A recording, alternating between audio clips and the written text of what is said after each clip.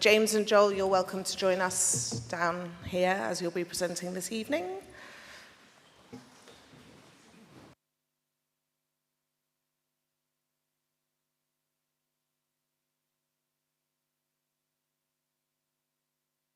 And thank you very much to all of you who came to promote your organisations as part of the marketplace this evening. So good evening and welcome to the Chiswick Area Forum. My name is Gabriella Giles and I am the chair of the forum this evening. I would like to welcome you all to the meeting and hope that many of you were able to speak with our standholders and receive some useful information and advice. As it's now just after 7:30, we will move to the formal part of the meeting where we will work through the items on the published agenda. Please note that this meeting is being recorded and will be made available for viewing on Hounslow Council's YouTube page in the coming days. For tonight's proceeding, I as chair will be running the meeting and inviting people to speak. The theme for this evening's meeting is culture, and we have some interesting presentations on the agenda, including an additional presentation from Chiswick House and Grounds, which will form part of the open forum. As we have a really quite packed agenda, I will endeavour to allow as many people as possible to speak. With that in mind, I would ask members of the public to wait their turn and not interrupt people when they are talking or comment during the contributions of others. As we have a large number of people to present, it may of course not be possible for everyone here to ask a question due to time constraints. Therefore, there are also evaluation forms available on your seat, and there is a box at the back of the room where you'll be able to write down any questions, and if you provide your email address, we will be able to reply to those in due course. But at the same time, please do use the sheets to submit any unanswered questions and hand them to our community development officers who are dotted around the room.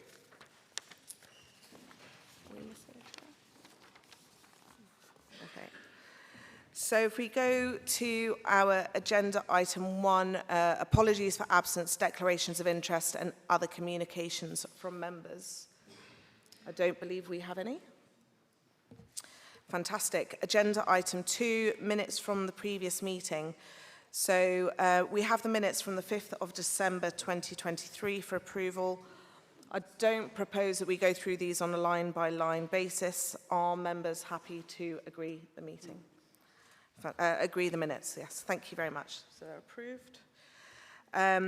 Then we will go to our issue tracker on page 14 of our agenda packs, and we use this to track issues that arise during these meetings, and we also try to get updates for you so that we can report back.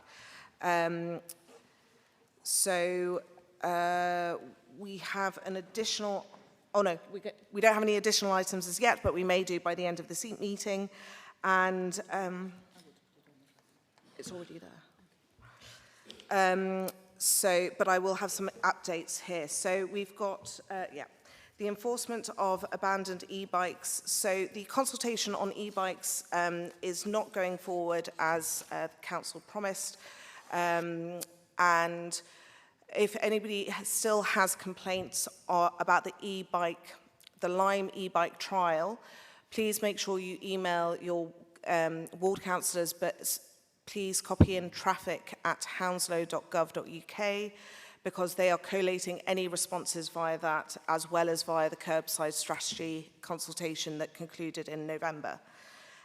We will keep this, we agreed at the last meeting to keep this on the issue tracker. Do we want to do this for the next quarter? Yes. Yeah. Okay, thank you. So in June of last year, we had No Mow May in the borough, where a local resident questioned how and when mowing would begin. We agreed in December to keep this on the tracker so that we could ask for better planning and scheduling for the following year. As of today, No Mo May is still being considered by council services, and plans for No Mo May will be confirmed with members nearer to the time, which will look like it will be after Easter. It is likely that grass will be left long only in specific locations on the highway. In the time being, all highway grass will be cut in March and April, so it might be time to start with the antihistamines if you need them. So for a while now, we have had the zebra crossing at Fisher's Lane. We agreed to keep that on the agenda for next time.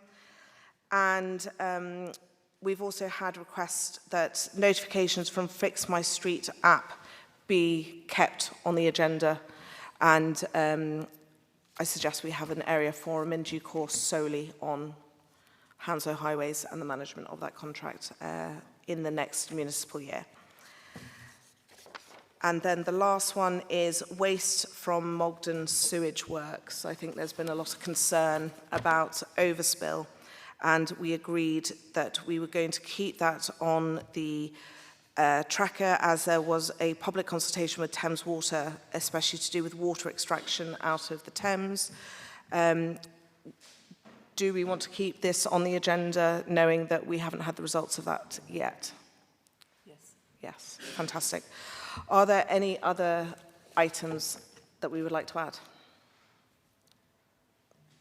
No? Fantastic. So we will move on to agenda item number 4, which is celebrating culture in Hounslow. And firstly, we're going to have Aretha George present to us this evening. And Aretha is Hounslow's culture manager, and she is going to give us a presentation this evening. So I will then, so after her presentation, I will invite questions from members here and then the public. So it's over to you. Oh, there we go. Thank you, Chair. So good evening, everyone. As I've been announced, my name's Aretha George. I am the culture representative at Hounslow Council. And I'm just going to quickly take you through how we celebrate culture in the borough and what we do. Because not everybody knows that there is a culture team, and we're really fortunate to have one. So the first thing to mention is that we manage the operations of 2 of our historic houses in the borough. That's, oh, thank you. That's Hogarth's House and Boston Manor House. So Hogarth's House in Chiswick and Boston Manor House in Brentford. Both are Grade 1 listed buildings. Both have had a lot of investment from the National Lottery Heritage Fund. And the important thing is that both of them tell incredible stories about people and families that have impacted on the borough. And we want to make sure that we're developing activity to engage people in those stories and that history and that heritage, and that's what our delivery team at those historic houses do. And both sites are free to enter. We aim to be a strategic voice for the council and our culture delivery organisations, and this means forging partnerships in and out of the borough with local and national bodies to ensure that we're doing as much as we can for people to access Hounslow's creative and cultural industries, but also the opportunities that the borough might benefit from external funding and partnerships. And we work across the borough and across internal council departments to make sure that we're generating as much engagement as possible, and we're showing how arts and heritage can make a difference to the council's objectives. And our main platform to celebrate culture is Summer of Culture, which takes place in June to September every year since 2022, and I'll come on to that in a moment. So I'd like to focus on some of the ways that we are celebrating culture. Whilst we don't have a fund to fund projects, we keep our eye out for opportunities where we can act as a broker. So we want to hear from organisations who are delivering arts and culture in the borough, and then we put them forward to any opportunities that might come up internally or externally. And some of the ways we want to ensure that we are making our ambitions and delivering to our ambitions is that we want culture that happens everywhere. So we want to see culture that happens in those places and those spaces that are often forgotten about. We want to make sure that the culture highlights our communities. So we want to ensure that the diversity of the borough is reflected in what we do, and those people that don't often engage in culture have opportunities to do that. We want people to understand where they live, so Hounslow and all its intricate areas, so that they understand the heritage and the history and what they bring to that space. So projects that look at the intangible heritage, the stories, as well as the tangible, so the buildings and the architecture and what makes this borough special. And we recognise that access to engagement and creative thinking is really important. And so no matter what your budget, your time, your location in the borough, there should be an experience that you're able to attend. So I'll go on to Summer of Culture. We started Summer of Culture in 2022. This is a programme that happens throughout the borough every year. During this time, we aim to promote all the activity that's taking place in Hounslow, wherever it's happening. So we use our In Hounslow website to give a calendar of events that's live, and we use our social media accounts to really promote all the activity that's happening. We really want to hear from organisations that are delivering art activity, art and crafts, culture activity, heritage, history, over these months. And you can email us at culture@hounslow.gov.uk, and we'll make sure that we're promoting those through our channels. One of the things we do this as well is by looking at how we group activity for people. That might be outdoor screening, exhibitions, and storytelling really is one of the strongest ways that our residents tell us they like to engage. So we also have a festival of storytelling during that time. Again, we want to include as many events as possible under that banner so that we show the richness of the borough. So if you know anyone or if you yourself are delivering events, please do come back to us and email us at culture@hounslow.gov.uk. And we have our West London volunteer programme. So we've heard from people that volunteering is a really interesting, exciting, and accessible way in which you can engage and develop skills. And the culture sector is lacking in volunteers, and we want to be able to open up opportunities for people. So we received funding from the UK Shared Prosperity Fund. We have developed a programme where we're working with the West London Volunteer Fair, which is led by our historic houses, and also Ealing and Hounslow CVS, so that we get a diverse range of volunteers. And we're really hoping that this is an opportunity where people can come into the culture sector, learn skills, how to engage with people, but also understand what happens behind the scenes in our cultural venues and have opportunities to actually develop in those spaces.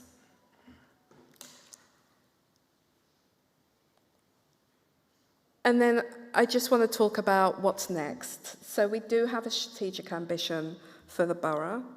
We are looking at developing a culture strategy. We really want that strategy to be ground up so that we're hearing from all of you, as well as looking at how we make the most out of culture in the borough and where the gaps are and how we fill those gaps. So we will be reaching out when it comes to developing that framework. We also want to make sure that we are looking at who delivers culture in the borough currently, who they are reaching, who's not engaging with culture, and what we do to support that. So we'll also be asking you all. And we're continuing our relationship with our national funders so that we're bringing more investment into the borough by developing a cultural offer across Hounslow. And finally, I'll just end on that slide, which just represents where we are at the moment. Hounslow is beautiful. We want it to be more so. We think there are more things that we can do to make it so, and we need all your help to do it. So thank you very much. Thank you very much, Aretha. So I will go to my colleagues here if they have any questions first. Councillor McGregor. Thank you very much. Thank you very much for that presentation. It's very useful to have that sort of thing in front of us. How are you going to measure success of your strategic aspect to culture? Sorry, I didn't hear the question. Start again. I'd like to know how you're going to measure the success of your strategy. Yeah, so we're going to have a framework for the strategy. We will evaluate it, so we'll ensure that what we're looking at is how we reach people, who we're reaching, where they are in the borough. But we'll also be looking at what the measures are for delivering against the strategy. So it will be measured in the way that we do all of our cultural strategies. So ensuring that people are developing and delivering to what the strategy is laying out, how we're doing that on a yearly basis. A supplementary question. What demand are you making on the council tax for your activities? What demand is there? What demand we're making on the council tax of our deliveries? Well, at the moment, we're investing into our cultural sites to ensure that people are able to engage. I'm not sure on the figure if that's...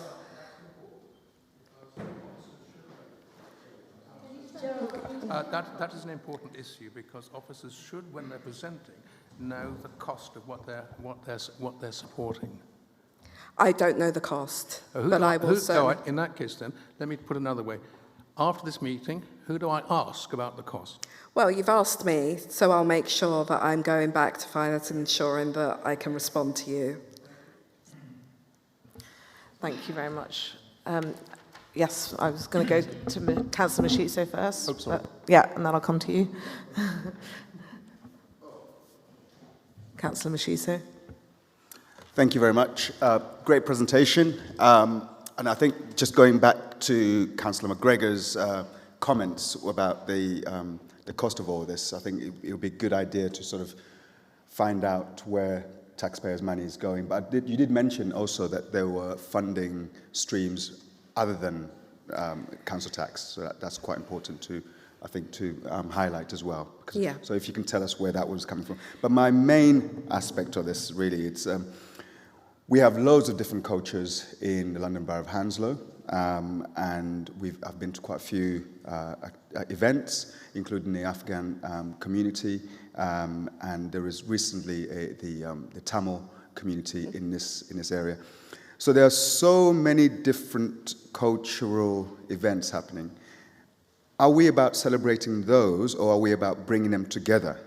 And that's what I'm trying to sort of understand, because in my experience, I'm from Uganda myself, I think we're better when we try to bring the cultures together rather than have individual cultural events everywhere. So how are we going to be doing that as Hounslow? Yeah, thank you for that. I think it's both. I think it's ensuring that we have the space for communities to celebrate their culture and to share that. And it's also about how we bring people together under one umbrella, which is as Hounslow residents. So we work with our historic houses, we work with Summer of Culture to pull programs together, and that brokering relationship that I mentioned earlier is really about how we work with our different sites such as Chiswick, the Arts Centre, and we make sure that we are supporting them and passing people on. But it's really important for us to work with the organisations that are on the ground and that understand the communities, so that they are also feeding information to us so that we can make sure that we're providing that space. Supplementary. We've got a representative here from the West Chiswick Gardensbury Association, who are concerned about finding assets in the community that they need to preserve and make sure that we are looking after those areas. Are you concerned about also keeping the assets that we have and celebrating some of the culture? For example, Hounslow Heath being historically a very, very important place for Civil War and Brentford and so on. Do we promote that and we preserve those areas and those spaces? And do young people know about these? And is that in your remit, or is it up to teachers and other people to sort of celebrate the actual culture of what we have here already? Again, I think that's a both question. I feel that as the culture team, it is our job to support people that are wanting to flag, highlight, and really celebrate and shout about the culture that already exists in the borough. It's also our job to look at external funding that might be able to support some of that. But again, we are looking at working in partnership with people and with organisations to make sure that happens. So one of the things that you mentioned was about how we bring income into the borough, and our cultural assets have certainly been one of the ways in which we do that, and how we work with the National Lottery Heritage Fund to ensure that our heritage is protected, as well as our conservation team as well. Fantastic, thank you very much. Councillor Thompson, you had a question. I won't ask a supplementary, just a straightforward comment and question. I think in Chiswick we seem to be oozing with culture, heritage. There's so many organisations and groups that are doing tremendous things, and it's really vitally important.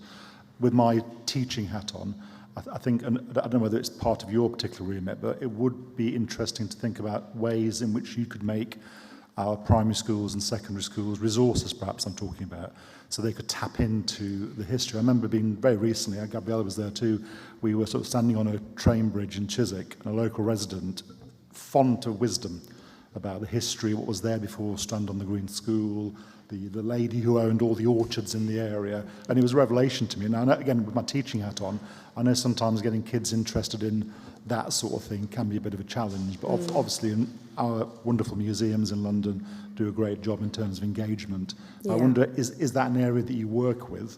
Because I think my final bit of that sort of waffle is that I think the biggest role you probably play, apart from bringing in funding streams, is to signpost the rest of us to what's available. Again, I remember with another hat on as a local scout leader, taking my cubs to Hounslow, Chiswick kids, and it literally was the first time they'd ever been there. And they were amazed at the diversity, and we went to visit the temple and various other places. So if there's that side of things too, just getting our residents aware of what's in our borough, that would be a great little step forward. Yeah, thank you. I think getting residents aware of what's in the borough is a big role. And we do try and use the In-Hounslow website to ensure that we are encouraging people to populate that space, because I'm not going to know everything. But what I'm doing is relying on people here and in other spaces to tell us what they're doing and what's happening. And then we can work with our education teams. You know, we are a council, and we do work together across different departments. So how can we start working together to support some of that? And we have our historic houses that will work very closely with schools as well. Thank you very much. Councillor Biddulph, you had a question.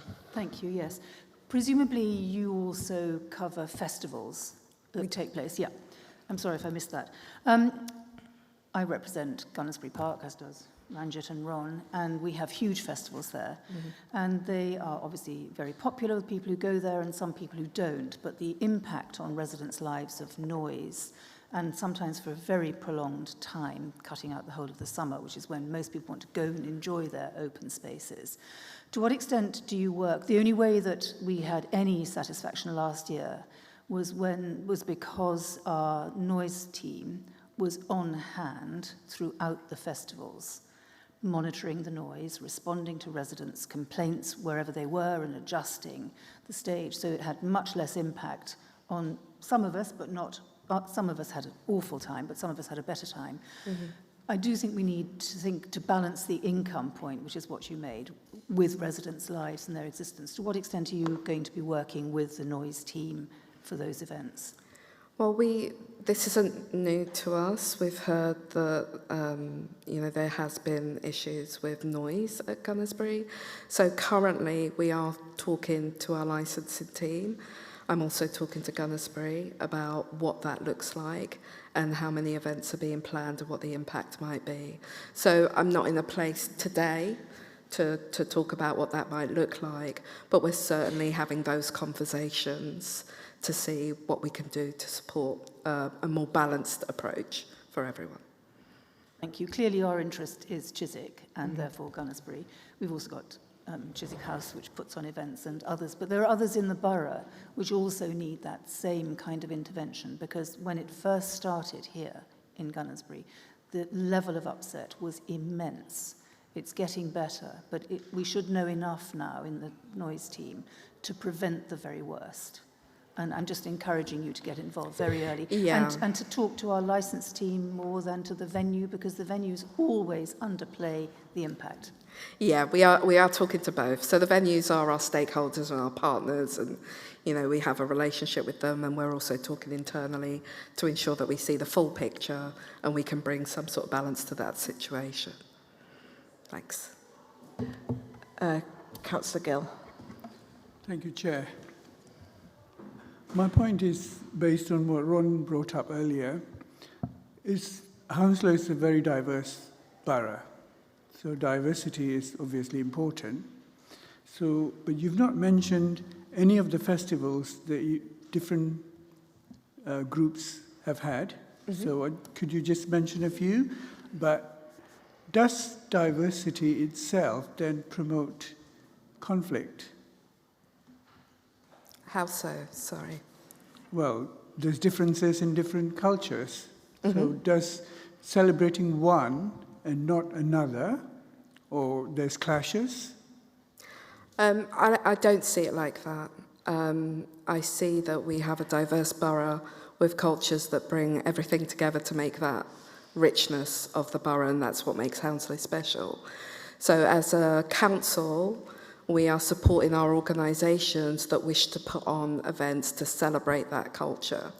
So we will support however we can to do that and make sure that everybody feels that they have space to share who they are and what impact they bring into Hounslow.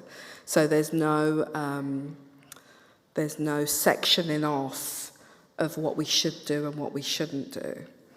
But in this day and age, you've seen in the media and there are problems in different cultures, and it's been highlighted. So I'm just wondering whether this itself is, brings a conflict between different people. Obviously it does, because we can see that in our daily lives. So do you have a control on what you do and what you don't do, or do you celebrate everything? Anything that somebody puts forward to celebrate that will have an impact on what the council is trying to do, we will look at. We've not had any issues to date. We have celebrated a number of festivals. We don't put on festivals ourselves, but we encourage organisations to think about what they're doing, who it's for, and how it's accessible to people. Naturally, there will be some things that are controversial, and in those cases, we'll take them into the council. They will go to the safety advisory group, for example, and there are decision-making processes that I'm not privy to. So you said you don't celebrate festivals, which means individual cultures' festivals, but you still haven't explained or given me what sort of festivals or what cultures have you celebrated since your launch in March 22? Since Summer of Culture in 2022. So in 2022, we were in a unique position to have a budget to deliver stuff. And in 2022, we celebrated South Asian Heritage Month. There were organisations that put on for Bishwaki, and there was organisations that put on festivals around Black History Month and International Women's Day and Pride and LGBT History Month. So there were a lot of festivals. But we really want it to be from the communities, and then we support that. We're not a delivery program. We don't deliver because it's important to ensure that we're supporting others to do that.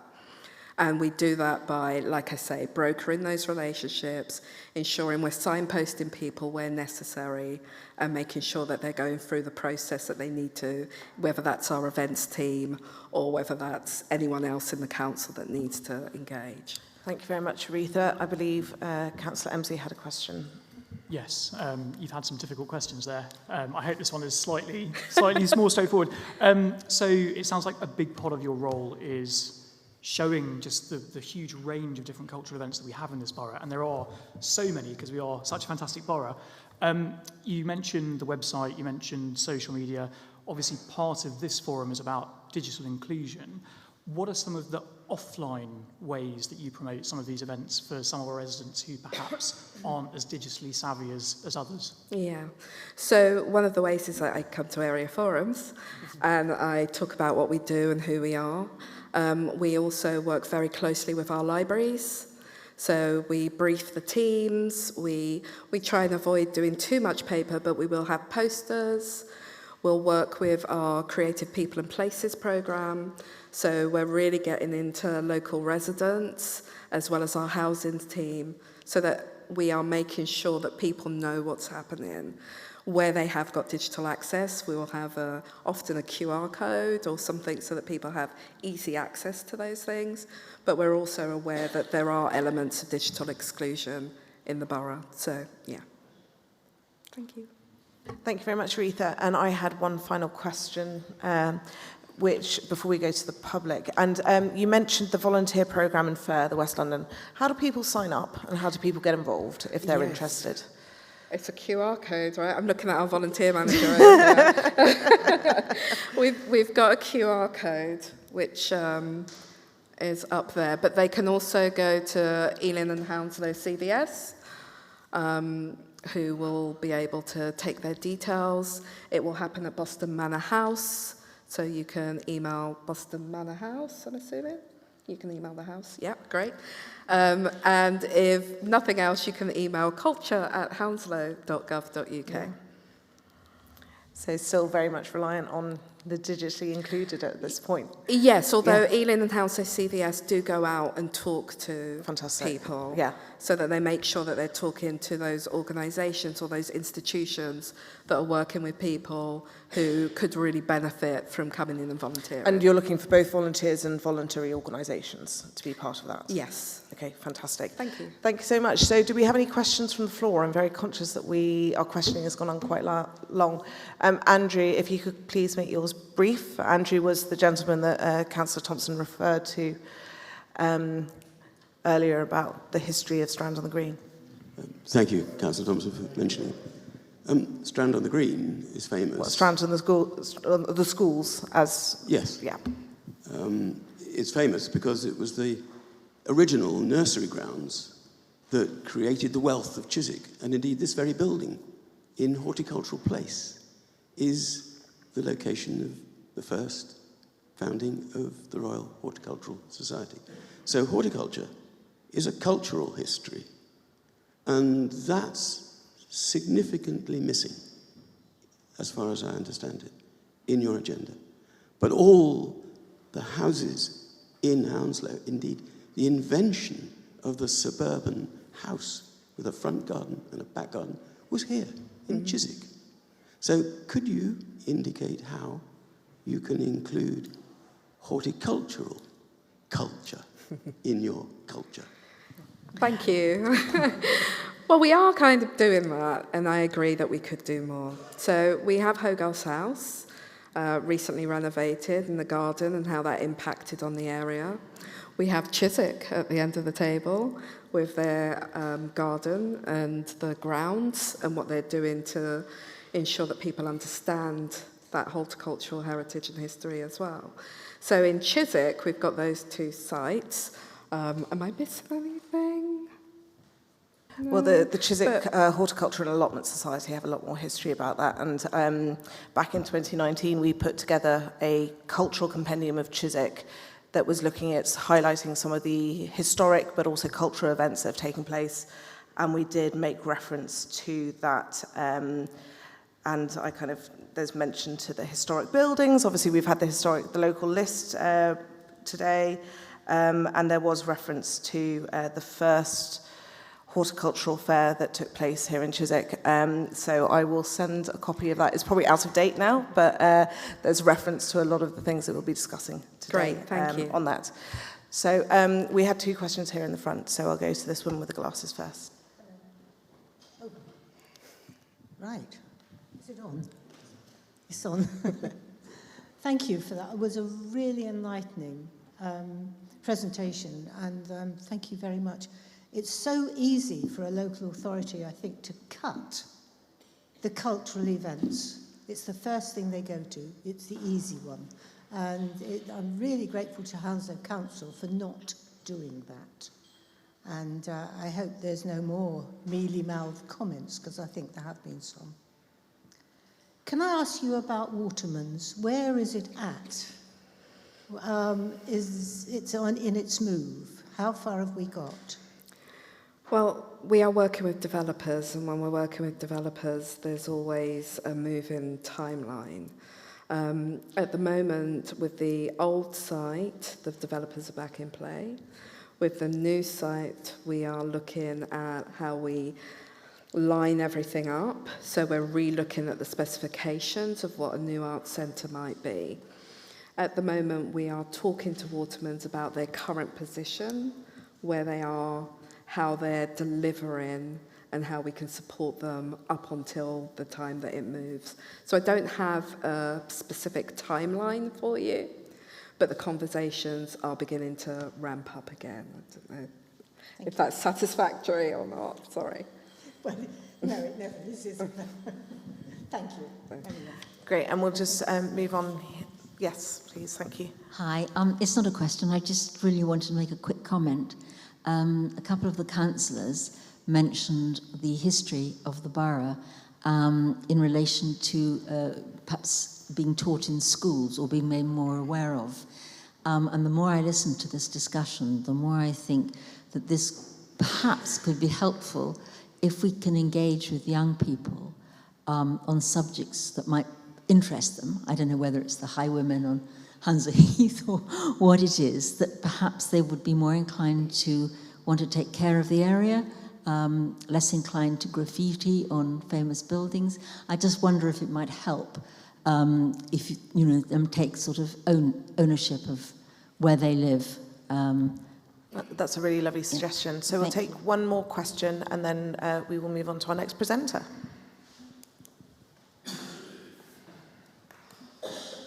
Hello, thank you very much for introducing yourself. I was sure you existed, but it was just nice to know that you were there. May I ask you a very specific question? Have you had any involvement with the Brentford Musical Museum, which is a wonderful resource, but it's really struggling just now, and it has been there as long as I've been in Chiswick, pretty much? Yeah, thank you.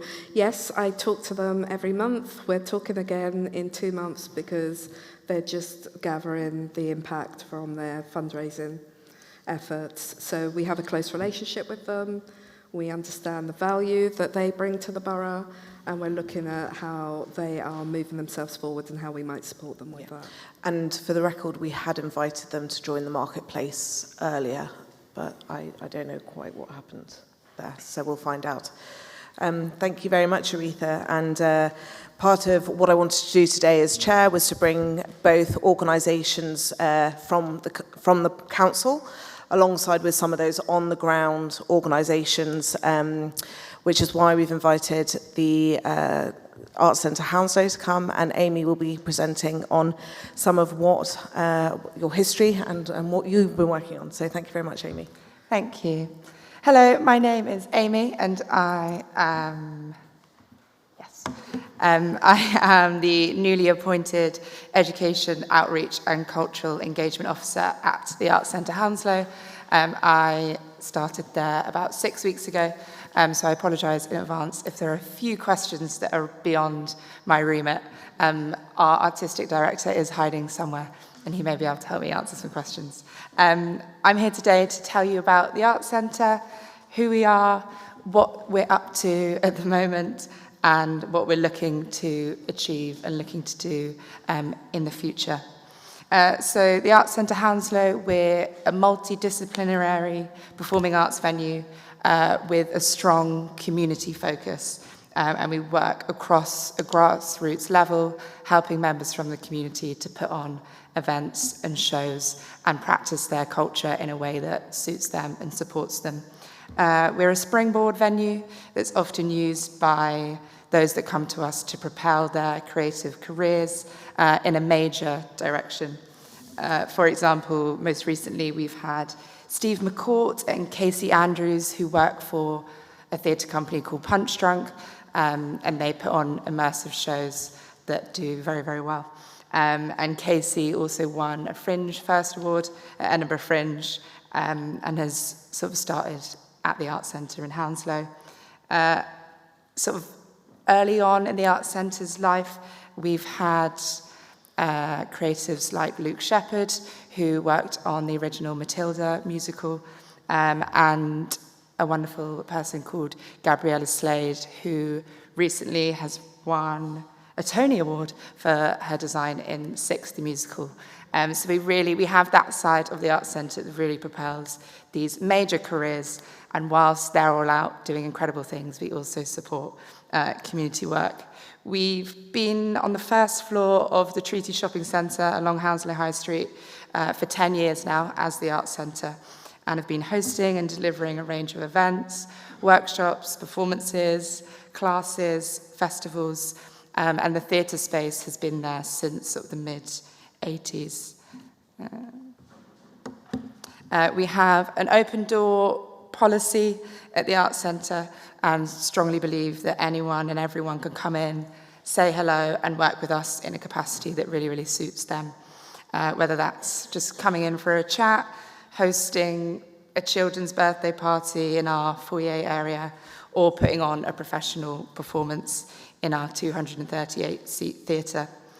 The only annual production that the Arts Centre ourselves programme each year is our internally produced pantomime, and our 2023 pantomime of Cinderella, 2022/2023 pantomime Cinderella, was nominated for 3 National Pantomime Awards, and we're waiting to hear back on the results of this year's Pantomime Awards after our production of Dick Whittington. So fingers crossed, if I'm back here next year, we'll be telling you about lots more awards that we've won. And then all the other shows and the classes and the events that happen at the Arts Centre are all run by external hirers, really making the Arts Centre a community-led space. And these are some of the spaces that we have. That's our 238-seat theatre on the top left there. We've got our foyer space that has a bar, and then we've got our studio space where lots of people run classes and events and things in there. And then some of the things we're up to at the moment for adults over the age of 25, we have our Hounslows Wellbeing Network practices at the Arts Centre. And this is a mental health preventative service. You can self-register, or often some of our service users are recommended by their GPs. And this is a wonderful community of adults in the borough that come for chats, come for teas and coffees, and our hope is that it combats loneliness, depression, anxiety, and really, really helps local people to feel safe and supported. We put on dance classes, board game evenings, film events. We have a coffee morning every Thursday morning for people to come to. We practice both at the Arts Centre and a few other places across the borough. At the Arts Centre, we also have an extensive volunteering programme that adults can sign up to, and that may be helping us ushering and stewarding for the big shows that we have on, and also supporting backstage and helping out with all things within the Arts Centre. And also for adults interested in seriously taking a career within the arts and in theatre, we have our professional development scheme. And that is very much, like I said, an open door policy. And that's a scheme that provides significantly discounted rehearsal space, it provides mentorship and creative support, and allows creative adults in our borough to say, I want to do this. And we sort of put them in touch with the right people to be able to do that, and hopefully give them the resources to, like I said earlier, springboard their career. As I mentioned, we've got lots of different spaces to hire, and that's all happening across the year. At the moment, we have about 17 regular hirers that use our space, and about 25 scheduled hirers across the rest of the year. That's local dance groups. We've got St Mary's, Twickenham University coming in to do one of their end-of-term plays, a few schools coming in to do end-of-term plays, and we've got all sorts of hirers taking over the building across the year and looking to get lots more in. We have some exciting shows coming up that we're working on at the moment. I think we can announce our pantomimes. Robin Hood? Yep. We're doing Robin Hood at Christmas time at the end of the year. We are looking at really, really exciting projects in Boston Manor House, hoping to put on A Midsummer Night's Dream in the walled garden. It's going to be outside and moving the audience around, hopefully in the sunshine, and looking to put on lots more shows in Boston Manor House. Things like Frankenstein that can appeal to schools and get school groups to watch the theatre and come to historic houses like Boston Manor House. And maybe doing Hansel and Gretel and things. Again, I don't know if I'm allowed to announce any of this, but I have. As well as those major shows that we are working on, as Aretha mentioned, as the Arts Centre are one of the organisations that takes part in the Summer of Culture. I'll be organising Hounslow's World Music Tour as part of the Tour and Trails scheme that's been launched. And this is hopefully going to be around 10 or so local musicians that they don't have to be professional musicians. It can be someone that plays their instrument in their home and has never really had the opportunity to play it in front of an audience. Somehow I'm going to find these people, and then in the summer you'll be able to go to Hounslow High Street and take part in a trail where you can learn about these musicians, learn about their culture, and listen to them perform an extract of music and sound that is important to them and where they grew up. To hopefully celebrate, as we mentioned, all the different cultures that are in our borough. Again, as part of Summer of Culture, we're going to be putting on 4 storytelling events that are going to celebrate the power of storytelling and imagination for different age groups across the borough. The Arts Centre ourselves, we're hosting a Footprints Festival that will celebrate the environment through arts and drama and all creative means. And that will, again, we will sort of produce and program the festival, but we really want to put the focus on that the events and the activities and the workshops will be run by community members. We'll just hopefully give them the space to do it in. And our Festival of the Mind will have a very, very similar pathway, but we'll look at mental health and we'll celebrate all things positive mental health through arts and theatre. And then for young people, we have our HAF camps, our holiday activity and food camps, and they offer free dance and musical theatre camps over the spring and summer and winter holidays for children who receive HAF vouchers, which are very similar to free school meal vouchers. And we are part of lots and lots of different organisations across Hounslow that offer these camps for young people. For young people, we have work experience programme, very similar to everything we do. If a young person walks into our venue and says, "Can I do this?" 9 times out of 10, we'll try and say yes. So we offer all sorts of work experience based on what the young person needs. And we have apprenticeship schemes that really provide that strong skill base for people that are looking for it. So that's what we're up to at the moment, and things that we're looking to do in the future. It's very, very likely that we're going to lose our art centre and our theatre space as the Treaty Centre gets closed down and redeveloped. So we're really trying this year to branch out and try and cross the bridge between becoming an arts centre that's venue-based to becoming an arts centre that can host events across the borough and perhaps for a short while host events that aren't necessarily venue-based. We are hoping to set up Hounslow's Amateur Dramatics Society, which is HATS for short, very helpful, and that will offer sort of amateur theatre groups for children ages 6 all the way to people age 106 and have lots of different performing groups. We are looking to work on helping the existing creative networks that are out there for creative people in Hounslow to meet. We're looking to set up a youth advisory board and really get the young people involved in our venue and what they want from culture and arts and theatre, and telling us what we don't do well and helping us improve. We have some exciting partnerships coming up with St Mary's University in Twickenham and are really looking to develop that and get their students involved in our theatre.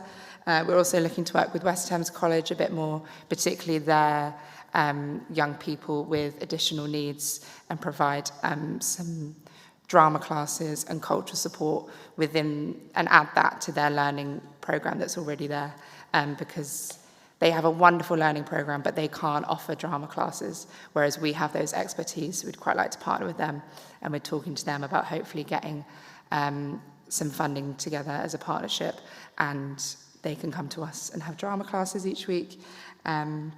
So there's lots of exciting things that are happening in the future, and there are lots of different ways on how you can get involved. You can join our wellbeing network. You can self-apply and self-refer yourself. The best time to come and meet the Wellbeing Network is on a Thursday morning during our coffee mornings. And again, anyone can come through the door. You can hire our space for your events. That's a really good way to support us. You can volunteer with us and to sort of help the future of the Arts Centre and our building.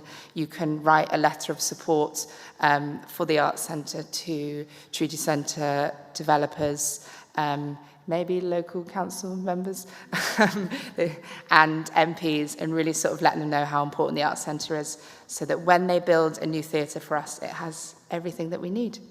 And that's the Arts Centre. Thank you very much. Thank you very much, Amy. Part of the reason why we asked you to come is because we know that we have this meeting here in the beautiful town hall, and we've got a lovely space here. Yeah, so hopefully we can put some things together and we could see some performances back on this stage. Yeah. So I've got questions from Councillor Mashiso, Councillor Thompson, Councillor Croft and Councillor Gill first. Yeah, thank you so much for that lovely presentation, very detailed. I learned a fair bit. You're right, art is very important. I'm also a teacher, like Councillor Thompson is there. And I used to think that drama, I'm going to focus on drama, that it was about building confidence only. But then I realized it's about creativity, morality, and empathy. And we definitely need that now. So it's really important that we have that, especially empathy. I think young people, as we're seeing in Chiswick, not having the wherewithal to understand how another person might be feeling or feel threatened about some way of shape or form. I think it's really important that drama does that. It teaches you empathy without having to actually go through it yourself. But with that being said, and that Hounslow and Chiswick being quite helpful, quite supportive of Hounslow, you haven't mentioned any beneficiaries from Chiswick of the art club. Now, I've never heard of this, and I've been a councillor for 6 years. And Chiswick School has a fantastic Tony Robinson drama teacher there. And we've got a lot of creatives here in Chiswick. We've got actors, actresses, but yet I haven't seen anything like perhaps even a traveling circus into Chiswick and doing something like that will take advantage of the creativity we already have here. The second part to that question, if you allow me, is that, with these young people in these areas, if you give them something to do, something tangible, like acting, like creating a play at the end of the summer, that happens in Richmond, but it doesn't happen in Chiswick. So my last point is, in terms of funding, you're just new into the post. Is it the British Council is funding us, or is it the council tax is funding it, or is it donations, or is it the hiring of the space to those people? So 3 points really. See if you can help me with that. Yeah, we're definitely looking to sort of branch out away from Hounslow and get involved in more areas. I've actually just spoken to Chiswick School about putting on a workshop there in association or in partnership, with the Orange Tree Theatre, because places like the Orange Tree Theatre are looking to put on more workshops. The Orange Tree Theatre, is a theatre based in Richmond, and they are looking to put on more workshops with our young people, and sort of the agreement is that I can help them find the people if they can fund the workshops, and then I can sort of, through them, put on more events with young people in Chiswick. And then, what were the other two questions? I forgot now. Funding. Yes. Yeah, so the way I'm hoping to fund schools programs and young people's programs is through either the Arts Council, through BBC Children in Need. We're applying to a couple of their fundings, through National Lottery funding, through the Heathrow Community Fund. So the idea is that funding for schools projects and young people's projects will come from creative in these funding pots and not necessarily from taxpayer funding pots or council funding pots. What we need from the council is just that support and sort of discounted space and discounted offers, but never full financial support. We're always looking from larger bodies like the Lottery Fund. Well, fundamentally, you're a organisation of your own, not the council's. Yeah. That's there to provide a service. Yeah. Councillor Thompson, you had a question. Yeah, it's not a question, it's just it's an advert on your behalf. I've been to that pantomime every year since my children were this big, and they're a bit bigger now, but we still drag them along. It's a Thompson family tradition. And I would urge anybody to get on the 237, get down to Hounslow, see this gentleman sat over there playing a myriad of roles. I've seen you in all sorts of things over the years. You're brilliant. You're not going to get ripped off like you would do in most theatres in London. It's, dare I say, it's cheap and cheerful, but of a high quality. And because it's a small space, it's intimate. And I went to the theatre in the West End. I got cheap tickets, by the way, but the drinks at the bar were anything but cheap. In contrast, if you go to your place, you're not getting ripped off. I would strongly urge anybody to go. If you love a pantomime, forget the lyric, forget Richmond, get on the bus or the train and go to Hounslow. It's brilliant. Thank you.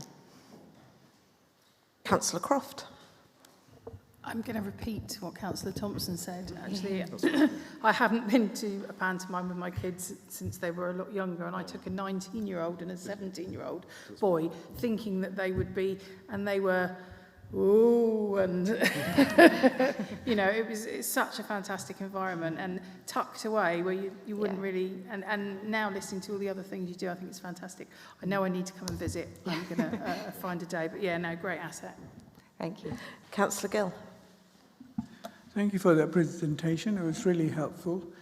I mean, you call yourself the Arts Centre, but you're more than an arts centre, aren't you? Yeah. I mean, you are a well-being centre, and you help with loneliness, which I didn't know you did. I mean, there's so many other things you do. So really, I think just calling it an arts centre is a bit misleading, I think. Yeah, definitely. And we often get a lot of young people and parents coming in asking about sort of drawing and painting classes. And we have to say, we do a bit of that, but we are a performing arts and we're a community centre. And there is like perhaps, I think the Arts Centre as a company and as an organisation will always have that name and will always run for sort of paperwork reasons and things like that. But perhaps there is, as the Arts Centre finds a new venue and a new space, perhaps there is space for a name that really, really shows the broadness of what we do. But I think, how does the resident in Hounslow come to know about you? Because you don't really advertise yourself that much, do you?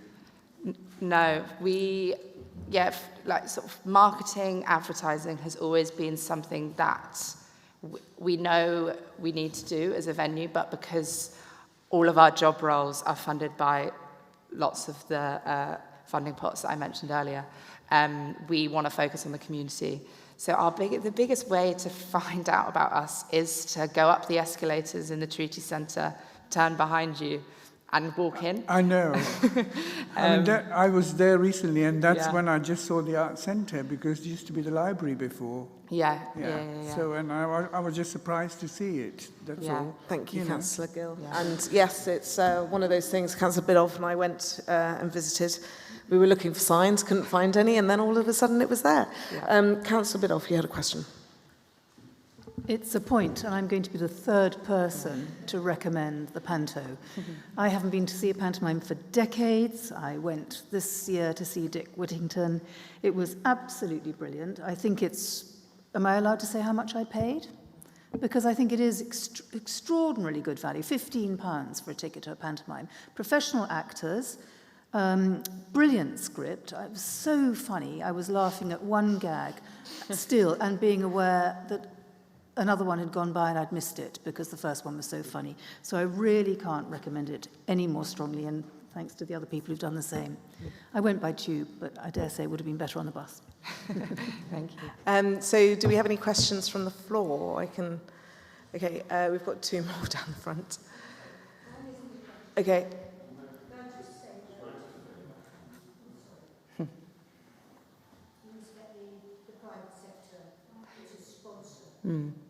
Yeah. Publicity. There are so many companies up on that Great West Road. Go and exploit them. Yeah, great recommendation. Thank you.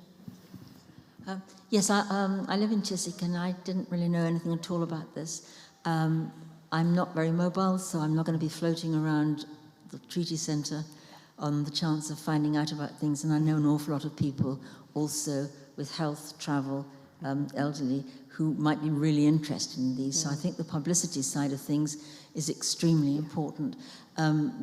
We are always, whatever the subject, pretty much left out, I find, in Chiswick. And the people I know are always saying everything is, kind of down the other end. I just wanted to say I do actually go to one of your well-being, it's a keep fit class in Chiswick. I don't know if keep fit is the right word, but anyway, there's an awful lot of us elderly people there, and it's very beneficial, and it would be lovely to see a bit more and a bit more choice, but something that is accessible for people down this end of the borough would always be welcome. And again, part of the reason we asked them to come and visit and present today. So thank you very much, Amy. And we really are spoilt for choice in Hounslow and in Chiswick. We've got theatre at the Tabard and, of course, St Michael's Players, who are an Amdram based in St Michael's, Elmwood Road, who I'm just going to give them a plug now. They've got the Government Inspector, which is on from the 17th to the 20th of April. So it's always worthwhile going to have a look. And again, it's people giving up their free time to share their passions with us, which I think is what the arts is all about, which is fantastic. So thank you very much to both. Yeah, Arethi, you can go. So we'll move on to agenda item number 6, which is introducing the Digital Poverty Alliance. So Joel Tiller is here, and I'm very grateful to him and the Digital Poverty Alliance for coming all the way to see us in Chiswick.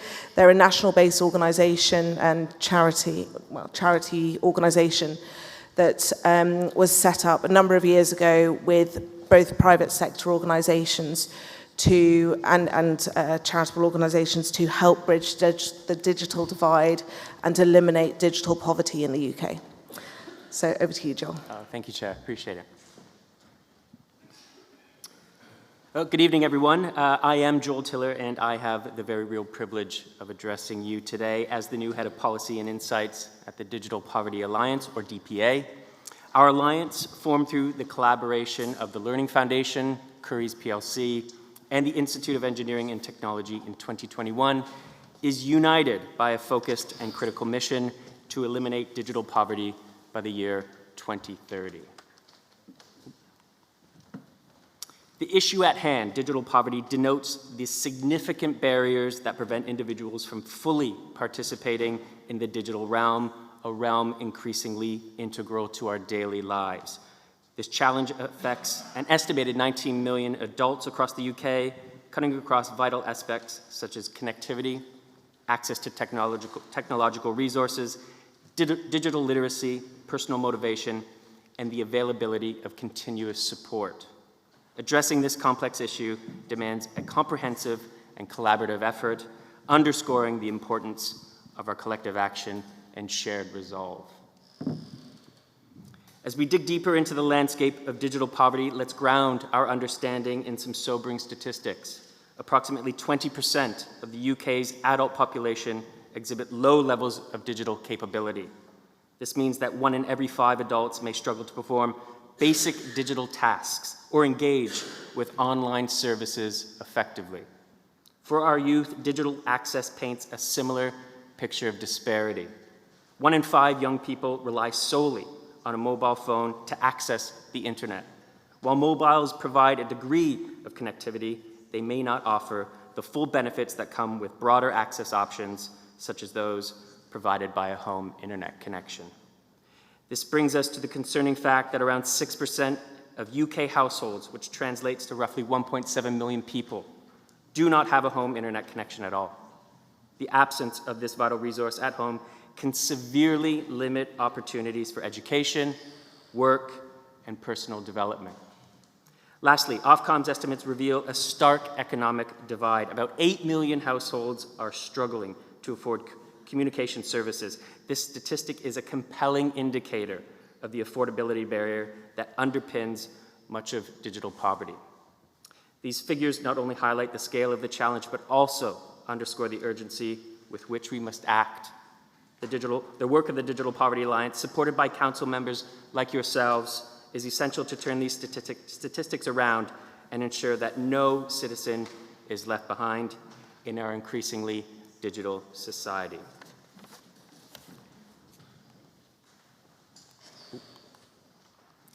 At the DPA, digital equity serves as our guiding principle, striving for fairness in digital access and utilization. When we approach the concept of digital equity, we transcend the mere provision of internet access. It's fundamentally about ensuring equitable access and effective utilization of digital resources. Consider digital exclusion as highlighted by Ofcom, which identifies individuals who, despite having internet access, may lack the necessary digital skills or confidence to navigate the digital landscape effectively. Moreover, there's the digital divide, described by us, the DPA, as a multifaceted gap that extends beyond connectivity to encompass disparities in device access, digital literacy, and the ability to achieve significant outcomes through digital means. Lastly, let's address data poverty, as outlined by Nesta, which refers to the inability to afford adequate, secure internet data. This is essential for fulfilling basic needs and accessing critical services. Our aim is to comprehensively address these interlinked challenges, ensuring that every individual has the opportunity to engage with and benefit from the digital world on an equal footing. In today's context, digital access is foundational for routine activities and critical services, whether it be engaging with healthcare systems, job market platforms, financial institutions, or educational resources. Each of these pillars of society now extensively relies on digital connectivity. as we witness a paradigm shift in communication technologies, with traditional services like landline phones transitioning to internet-based connections and broadcast channels considering similar adaptations, the relevance of digital fluency become even more pronounced. However, it's essential to recognize that this digital transition does not reach everyone equally. A significant portion of our population remains hindered by a lack of digital literacy or by the economic strains that make the cost of digital access prohibitive. While digital poverty can impact anyone, its effects are most pronounced among lower income families, the elderly, and individuals with disabilities. This isn't merely a statistical observation, it represents a tangible barrier that hinders full participation in our digital society, underscoring the necessity for targeted support. There exists a significant positive correlation between age and the various facets of digital poverty. Older adults, specifically those aged 65 and above, constitute the most vulnerable demographic. They are 2 to 3 times more likely to lack home internet connections and foundational, essential digital skills, encompassing communication, information handling, online transactions, problem solving, and digital safety and legality. Similarly, 17% of people with disabilities lack home internet access, 18% do not own a smartphone, and 32% lack foundational essential digital skills. Among residents in rural areas, 7% lack home internet access, 11% don't own a smartphone, and 20% lack those foundational essential digital skills. Lastly, among individuals with low incomes, 13% lack a smartphone, and 28% lack foundational essential digital skills.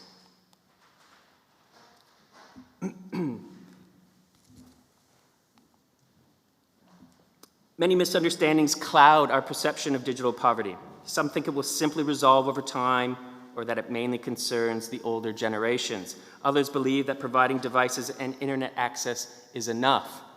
These misconceptions overlook the complex root causes of digital poverty that require a comprehensive approach to resolve.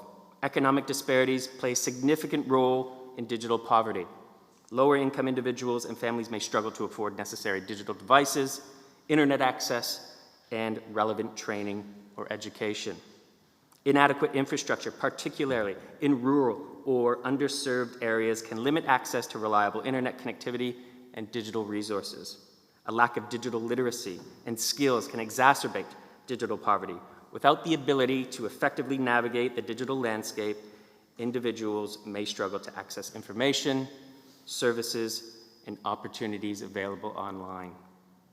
Older adults in particular may face challenges in adapting to new technologies and acquiring those digital skills, further leading to digital exclusion. Language barriers and cultural factors can contribute to digital exclusion as well, particularly among immigrant and minority communities. And discriminatory practices such as algorithmic bias, I'm referring to AI applications, and online harassment can perpetuate inequalities and marginalize certain groups, further exacerbating digital poverty. The community of partners within the DPA is comprised of organizations, institutions, and individuals who share a common goal of tackling digital poverty and promoting digital inclusion. Representatives from various sectors, including government agencies, nonprofit organizations, educational institutions, telecommunications companies, community groups, and advocacy organizations, very much like us, sit on the DPA's National Delivery Committee. These representatives collaborate to develop and implement strategies, policies, and initiatives aimed at reducing digital poverty and bridging that digital divide. The diverse composition of our National Delivery Committee ensures a holistic approach to addressing digital poverty, leveraging the expertise, resources, and perspectives of different stakeholders. By fostering this collaboration and coordination among its partners, the DPA endeavors to create impactful solutions that address the multifaceted challenges associated with digital exclusion. At the DPA, we're taking the lead in addressing digital poverty through our National Delivery Plan, which we rolled out in 2023. This plan is essentially our roadmap, outlining 6 core missions aimed at tackling various aspects of digital exclusion, from spreading awareness to ensuring affordable connectivity and boosting digital literacy. I'll read through these missions just very quickly. Mission 1, getting the word out about the urgent need for sustainable and strategic actions to stamp out digital poverty. Mission 2, making sure that internet access is affordable and available to all who need it. Mission 3, improving the accessibility, safety, and inclusiveness of digital products and services across the board. Mission 4, by 2030, significantly reducing the number of people lacking essential digital skills and ensuring they keep up with evolving technologies. Mission 5, delving deep into digital poverty through research and sharing insights within our networks. And Mission 6, enhancing local resources to provide full-fledged support for digital inclusion within communities. We are very proud of our proof of concept projects designed to transform the lives of diverse communities through the provision of essential tools, resources, and support.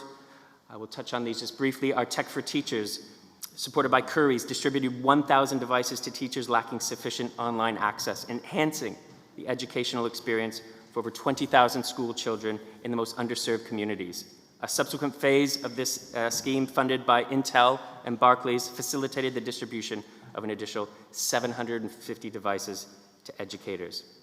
Leveraging customer donations, our Tech for Families collaborates with Currys to supply laptops to disadvantaged families in regions particularly hard hit by digital poverty.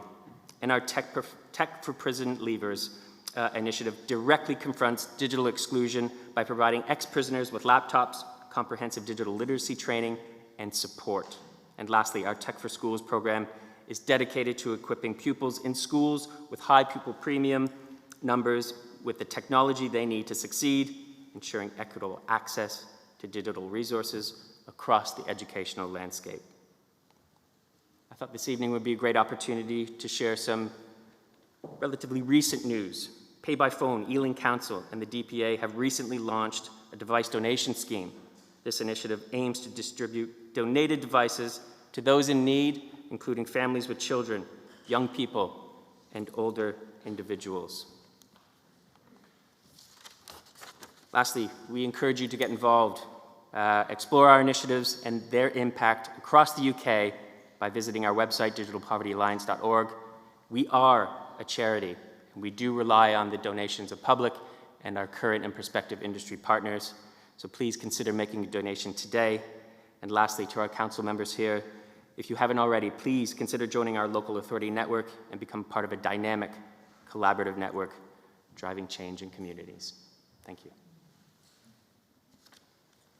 Thank you very much, Joel. And I think, well, you only joined 3 weeks ago, but so I was going to say before you joined, as part of the Tech for Schools, we were able to, that was funded by the Times, I think we were able to get some computers to Chiswick School in 2021.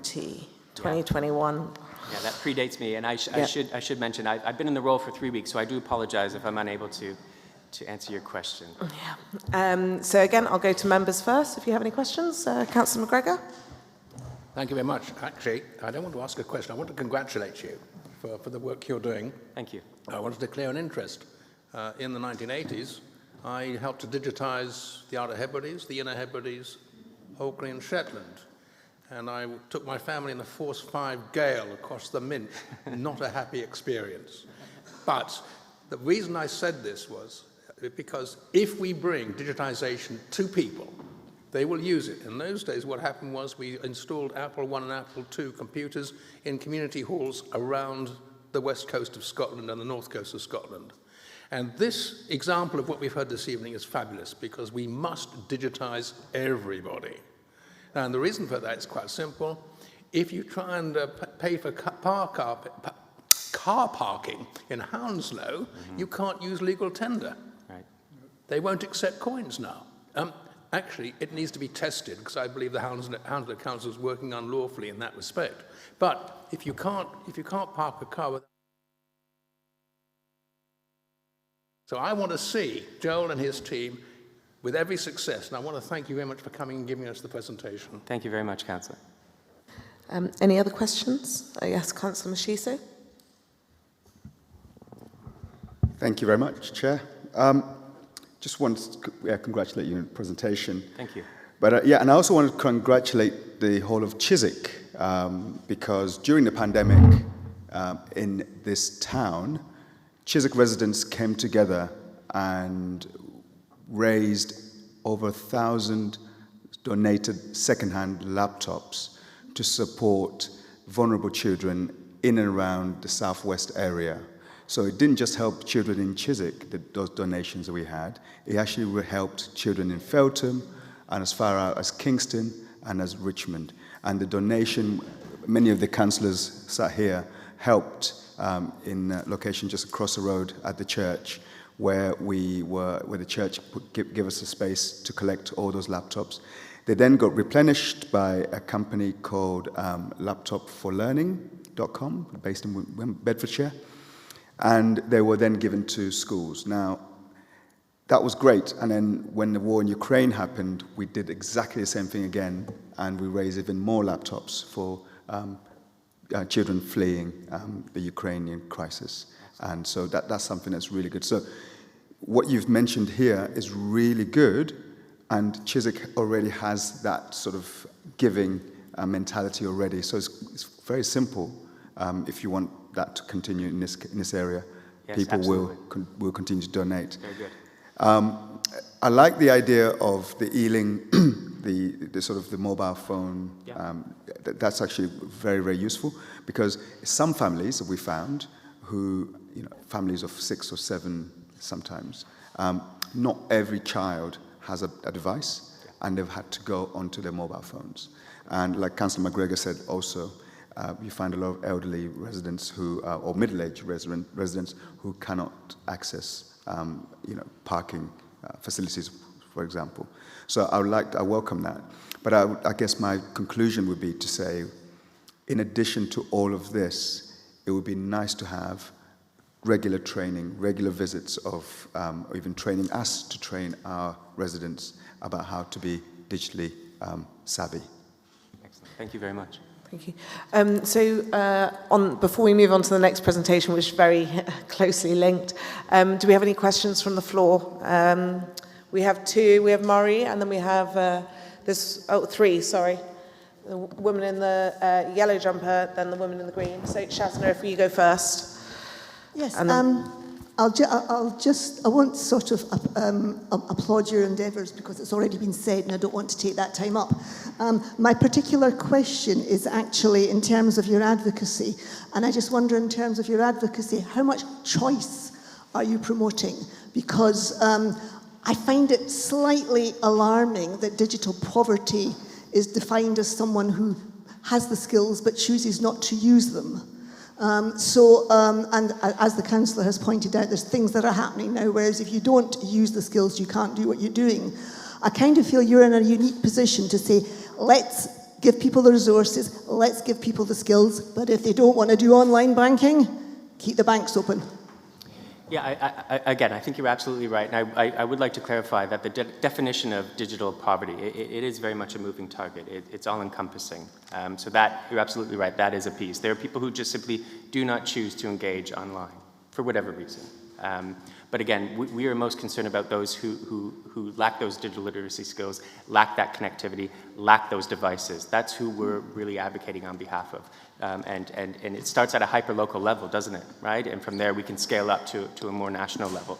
But again, impactful change begins through conversations like the one we're having right now. Thank you very much, Joel. So we'll go to Marie Rabans. Thank you. My point is a bit similar. I certainly feel I'm digitally capable. I have a PC, I have a tablet, but I do not have a smartphone by choice. My mobile is probably worth a lot of money. It's an antique. It's a Nokia Sure. from 1994. Sure. I can text and I can phone, but I don't want to be constantly connected. I don't want to be traceable, but it is becoming difficult. I don't have a problem parking because I have a bike. But the other day I was astounded. I went to the theatre. It was actually the Sam Wanamaker. And I said, can I have a programme? And they said, yes, there's a QR code. Mm-hmm. So for me, it's a choice. I do not want, as I say, to be that connected, and I see the damage it's doing to society, that people are spending all their time on their smartphones, even when, you know, you see a group of young people, 4 or 5 people, sitting together, but they're not together because each one of them is talking to somebody else or reading something. So, you know, I think it's not that straightforward. I'm absolutely, yes, I do lots and lots of things online, but as I say, I do not want to be carrying a smartphone with me.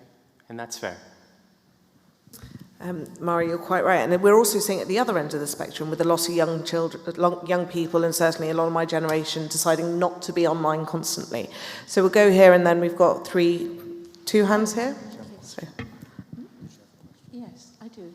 Sorry, if you could speak into the mic, it's also so that the recording can pick you up. Yes, okay.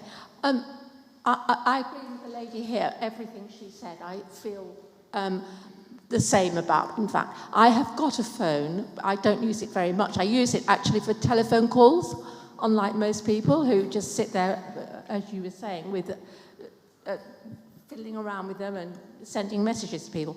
But my problem is, one of my problems is parking. I do find that maddening, not being able to, I don't mind not putting coins in, but you should be able to pay with a card. Yesterday I had to go to Watford, and there was a machine, and we were able to pay with a debit card or a credit card. So I think that would be a much better solution than having to get a phone and a phone number and register and all the kerfuffle that goes with it.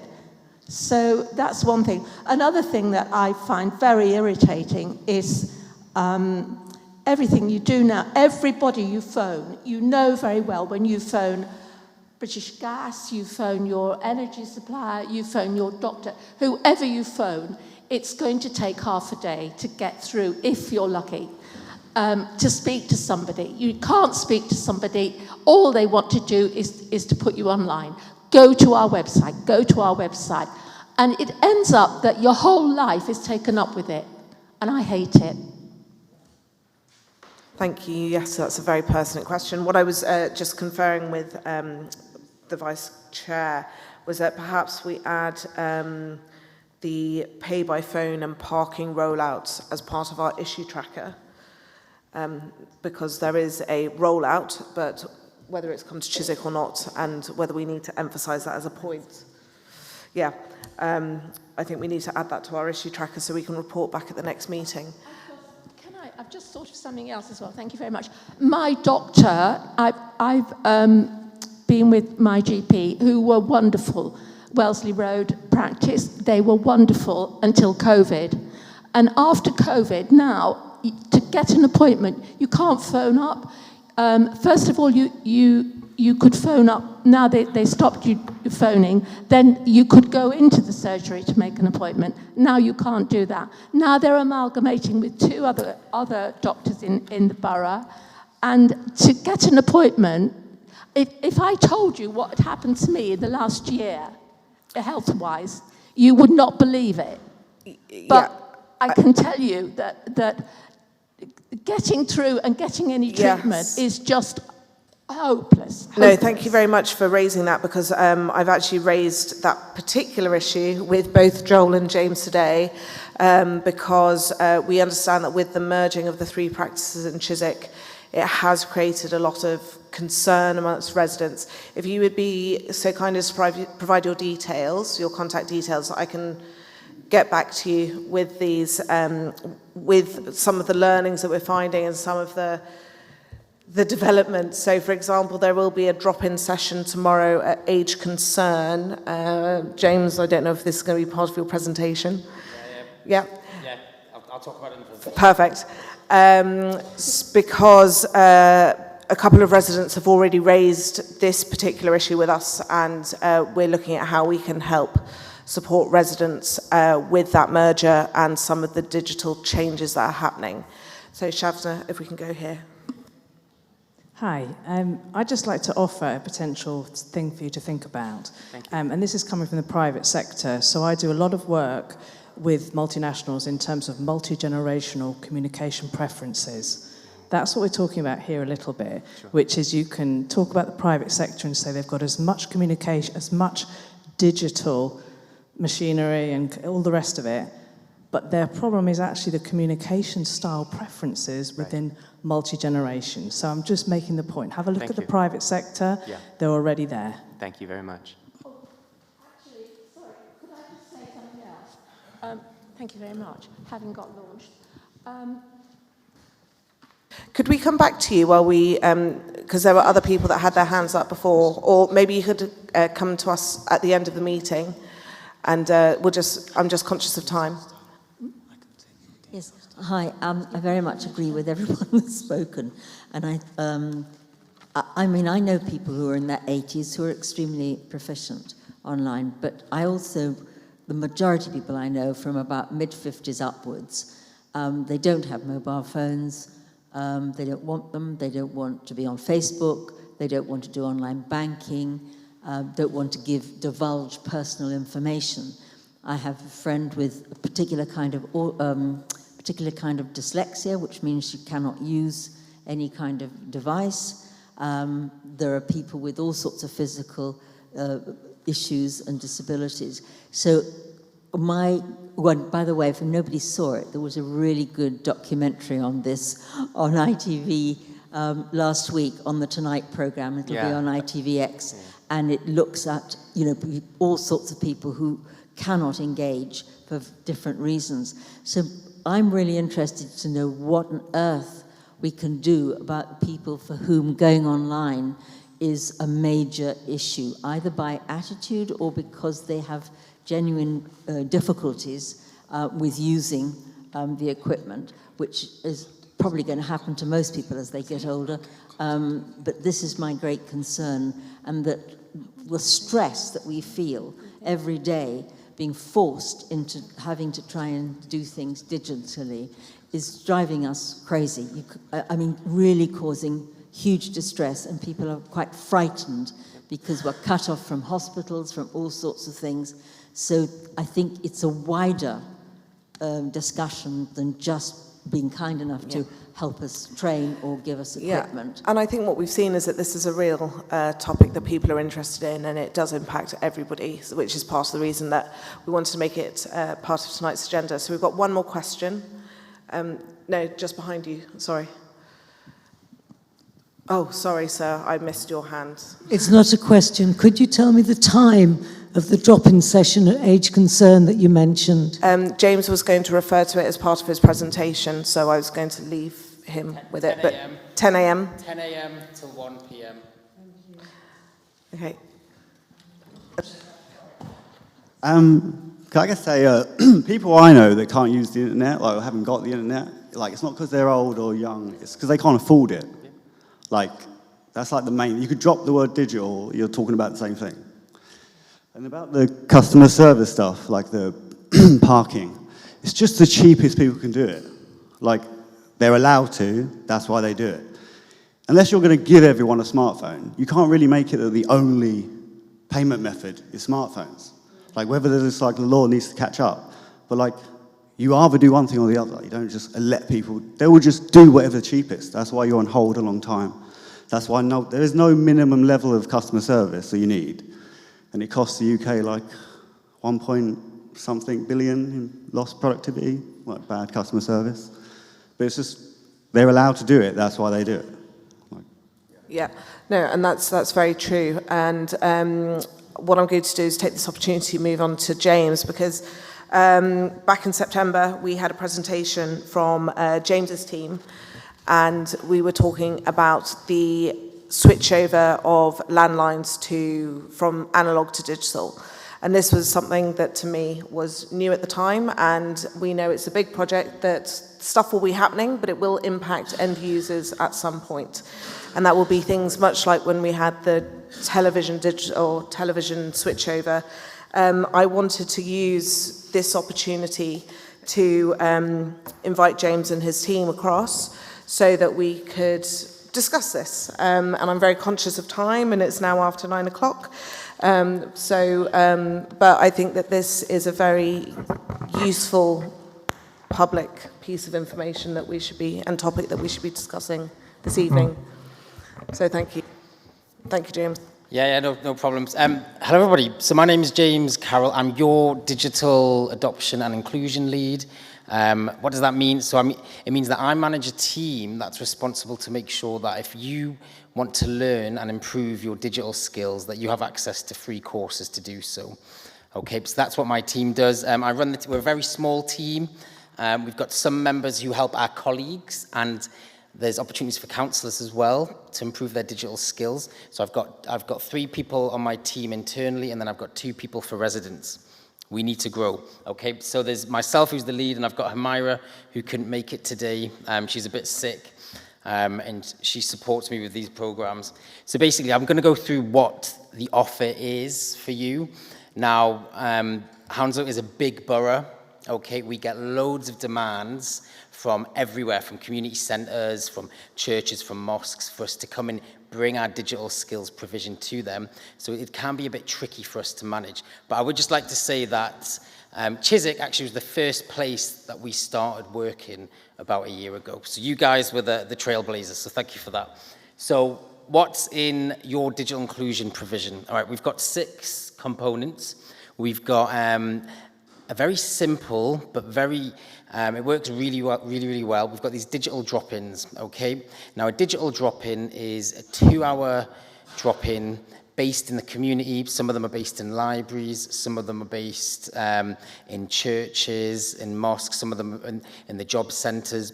We rotate these locations every 2 months to make sure we can move around the borough. And anyone, everyone in this room can go to a digital drop-in and they can get any ad hoc support they want with their digital skills.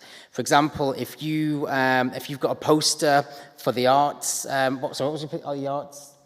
The Arts Centre. If you've got a poster for the Arts Centre and the QR code's on there, you don't know how to use the QR code, we'll show you how to use that QR code. If you're struggling with your parking, we'll show you how to do that online as well, okay? So that's what we're there for. We're there for all that ad hoc support that you think, okay, I just don't know how to do this. We also can help with longer term support. And we've got some drop-ins that don't move in our libraries. I'll go over them in a second. And we've got lots of residents who keep coming back to the library ones because they can get continued support and they can continue that development. So that could be something like learning how to use Excel. We get loads of residents who come to us who want to get back into work and they need those digital skills, okay? Digital inclusion is the pathway out of poverty. So loads of residents come to us, we teach them skills. It's all tailor-made. The second thing that we provide, sorry, I'm not even looking at all of you guys. So the second thing that we provide is group sessions, okay? So we've got the one-to-one support in the digital drop-ins, then we've got the group sessions. So a community centre can rent out us and we will go to them and we'll run a session on anything they want. It could be Outlook, it could be how to create a CV, whatever they want, we can run that session. We've also got a volunteer opportunity for all of you lot. So if you think you are quite tech savvy and you want to share those skills, become a digital champion. Okay, we're always looking for more champions. The more champions we have, the more places we can reach out, the more times we can come back to Chiswick. Okay, so we've got that option as well. We also run a big event every quarter called Hounslow Gets Digital. Currently, they've only been in Hounslow Central, but we do want to branch out. The next one's going to be in June, so I'm going to be looking to you lot to tell me where to bring that next event, okay? Because I want it to be in the community, in places like Chiswick. We can also give advice and guidance on different advanced and intermediate digital courses. There's lots of access that you have as a Hounslow resident. Cisco, Amazon as well have given us lots of free courses that you can access. We can give you information about that. And also for residents who are vulnerable, we can also give them a free laptop. Okay, so this is what's on offer for all of you. These are some pictures here. The 3 pictures of the people at the table, they're all taken at Chiswick Age Concern. So that's our team helping residents. These are our digital drop-ins, the digital drop-ins for the past 2 months. February and March. Yep, we've only got Age Concern on there. The next one, we're going to open up a new digital drop-in, which is going to be in Hounslow Central. Okay, so that's coming. We're just sorting that out right now. And I'm hopefully going to be releasing the new poster, the new timetable at the end of next week. No, we're not in Chiswick yet. It looks like we're going to be in the Hogarth Community Centre. That's the place where it looks like we're going to be in Chiswick.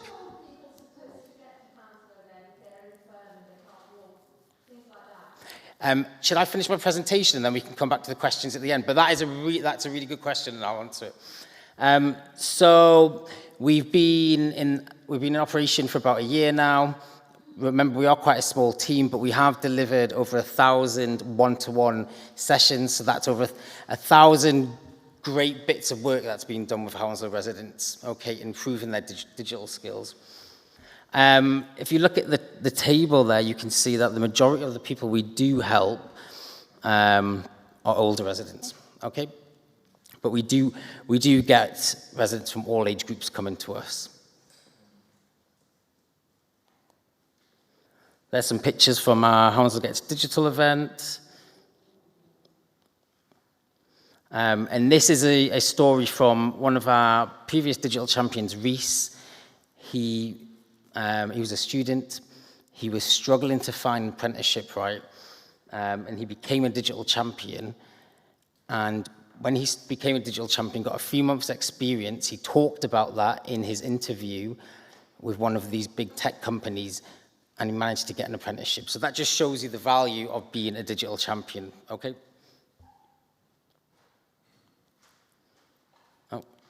There we go.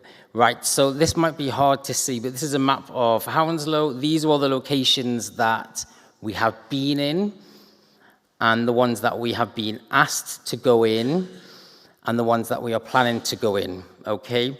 So we've got Chiswick Library there. That's the one that we were planning to go on in, but it looks like it's going to change as of this week to the Hogarth Community Centre, okay? So just to let you know that. So this map does change all the time. So yeah, so I'll just remind you of what we've got. We're going to run a new digital drop-in in Chiswick, in Chiswick Centre. You guys can join to be digital champions. We've got a current drop-in in Age Concern. We're going to invite you all to the next Hounslow Gets Digital, and we're looking for somewhere to host it, so please let me know.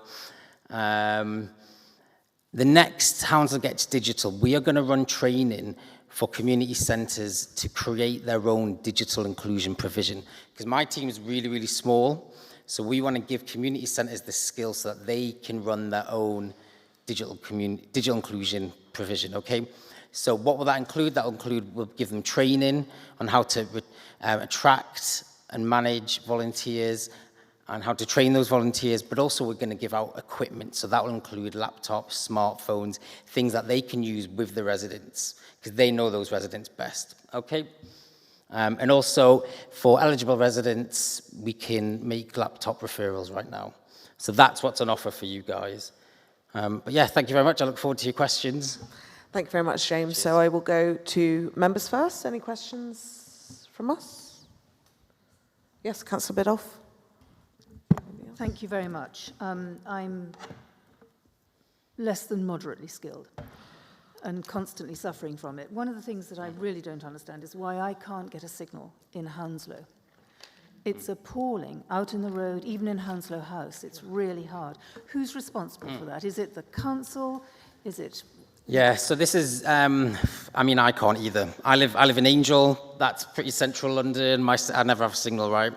I used to live in South Korea 10 years ago, and we had, over there, they had signal on their subway system and on the top of mountains, and that was 10 years ago.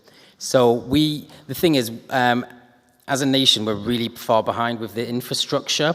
Now, the infrastructure it lies with BT and all these big companies, and they roll this out. They roll out all the infrastructure, so all the wires and all the other stuff that they need to do.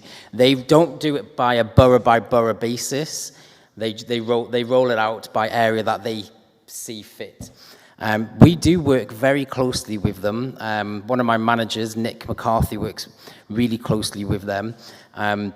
But what he does is he makes sure that those companies are going to estates and areas of the borough where the infrastructure is really, really old and people are not taking up the super fast broadband cables. Because you can put the infrastructure in there, but it doesn't mean to say the houses are also going to connect to them. So that's what we're doing. That's what Nick can do, and I can definitely make sure. I mean, do you guys roll out notes, previous notes, follow-up notes from? Yes, we have. We can add it to the action. Yeah. As well. I'll get some stuff from Nick just to make sure I'm covering everything in that area. But yeah, we work in partnership with them, but it's mainly on BT. Yeah. I hope something can be done about that, because it is really frustrating. It must be so frustrating for residents. I'm only there every now and then. I came out of the meeting with Hounslow Arts and needed to make a phone call, and it just wasn't possible for a long section of Hounslow High Street and the little roads off it. But also in Hounslow House, if we're going to start letting parts of Hounslow House, which is part of the programme, we can't let rooms with inadequate internet access. It seems to me it would be, inappropriate to do that. Right, okay, yeah. So I thought you were talking about internet in general, but you're talking about the internet that we provide as a council I'm talking in about libraries. it in general, outside, right, okay. in the road, Yeah. in Hounslow in particular, but also inside Hounslow House. Yeah, so, I mean, my experience of the internet in Hounslow House and here as well, today in any council building, my experience is that usually it works quite well. When I joined about a year ago, it wasn't working too well, so I think it's definitely been improving. I will tell you this though, if you register in a library in Hounslow for their Wi-Fi, it will connect to other Wi-Fis that the council owns, which is really good. So you don't need to follow all the little tricky steps, and it is free internet. But yeah, if you're telling me that it's been quite poor, I'll speak to Nick about that and then see what he says and feedback to you guys. Great. And more information about training courses would be really welcome. I didn't know there was anything for councillors. There is. There's something called Cyber Ninjas as well, which has been created just for councillors. Yeah. Is it e-learning? It is e-learning, yeah.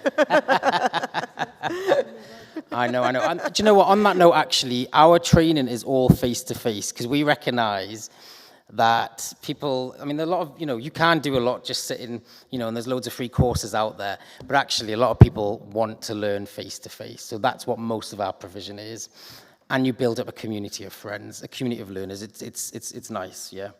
No, that is very nice. So questions from the floor then? Hello. So we'll go back to Carolyn, and then did you have another question, madam? Yeah. Oh, wait, I'll come to you afterwards. Yeah. Hi, I just wanted to ask, the digital drop-ins, presumably you're bringing your own equipment, or do you have equipment, or is it about bringing your own devices? I would love to have a bit more information on what is actually involved. Yeah, what it looks like. So we've got smartphones, tablets, and laptops that we take, and most of the places have desktop computers. So it's whatever the individual, the resident, whatever they're comfortable with, will use that bit of tech, right? Most of the time, though, people actually bring their own equipment, particularly at the Age Concern in Chiswick. You guys are great. You come in with a long list, you'll come with your laptops, and you tell us exactly what you need for us to teach you, which is really, really helpful. So some residents do it that way. Some residents come in, they're like, look, I've got to learn this digital thing. I don't really know what it's about. And then we take them on a journey and we start explaining to them about the different types of technology, etc., and showing them what we've got. But it's, with someone like that, it will take a few sessions to get them started, really. But it is, the thing with the digital drop-in is we're flexible. We teach whatever people want us to teach them, whatever their need is. And can you deal with Apple and Android? Yes, we can. We've got great volunteers, digital champions they're called. Some of them are proper whizzes with Apple, thank God, because I'm not. And yeah, some are really good with Android, so yes, we do. With Apple, though, there's an email and there's a number on the poster.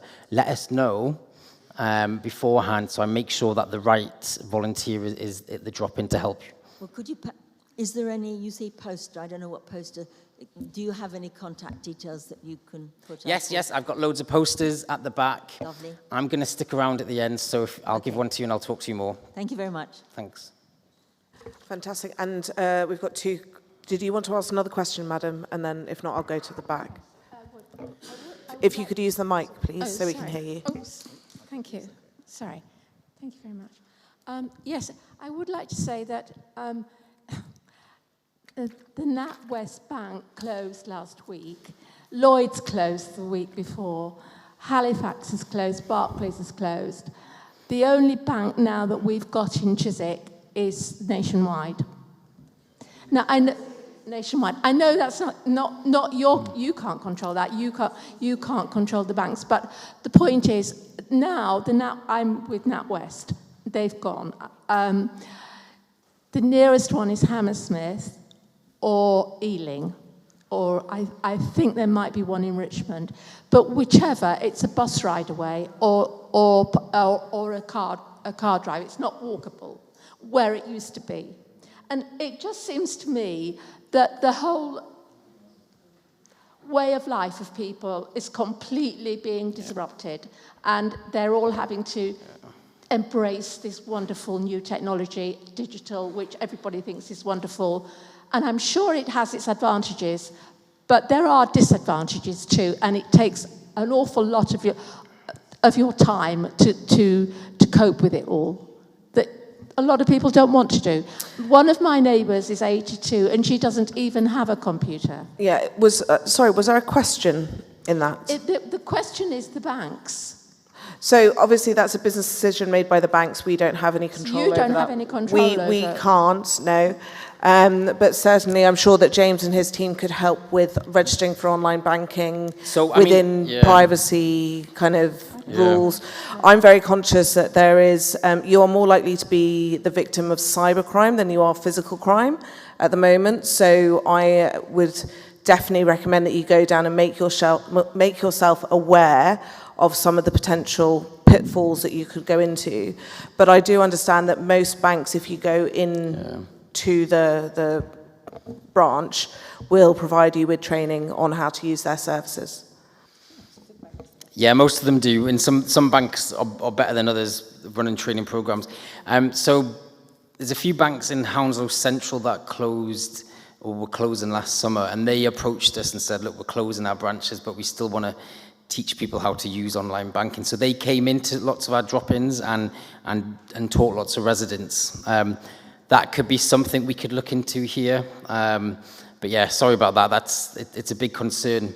And look, my thing is, we don't force anyone to do digital, right? I'm not on social media because of lots of the things that you were talking about earlier. You know, I don't want to get involved in that. That's my decision. So I think the thing is with digital, there are lots of options there open to you. We will show you those options. We will support you to learn how to use them, encourage you in a way that's not pushy. So yeah, pop along to one of the digital drop-ins because there might be something that you think, oh, actually, there is something digital that I could learn. And there's always new things to learn. Yes. So Pamela Mayorkas, please. Heavens. Hello. To the lady sitting here and everybody else, actually, very, very, very important to know that the post office, not only can you draw money out of your personal bank account at the post office, but you can also pay money in to your bank account at your local post office. And we have to, as a community here in Chiswick, do whatever we can, and if the local councillors can do whatever they can to ensure that we keep that post office here in Chiswick. It has been threatened with closure before. It's currently apparently guaranteed to stay open for at least the next 3 to 4 years, but that's because the people who work in the sorting office upstairs have had health and safety concerns raised about their potential move to Acton. Their union has made sure that they can stay here in Chiswick, and therefore the post office is likely to stay in Chiswick as well. But whatever local councillors can do to ensure awareness of that and of the importance. Are you listening to me? Are you Yes, I am. to your No, next talking door about the neighbour? post office. Yes. It's so important that we keep that post office in Chiswick, because as the lady says, we've lost so many banks. If the post office goes, then that really will be a death knell sound to the centre of Chiswick. One thing I wanted to ask you as local councillors, can you put whatever pressures you're able to put on the local authority and with the local police to do something about speed monitoring? I think the 20-mile-an-hour speed limit is excellent, necessary. Everybody's in a rush these days, and as a result of that, people and animals get killed.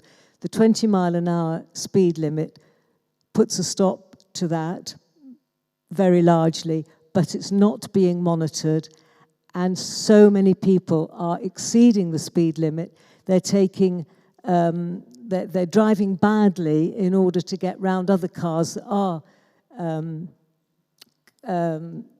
driving according to the speed limit. So it's a really serious social problem. Yeah, so I would just put that under a question for the open forum, which I think we'll reply to afterwards, because I'm very conscious that it's now 9:25 and we still have one more presentation left, and I'm sure we'd all like to be out of here by 10 o'clock.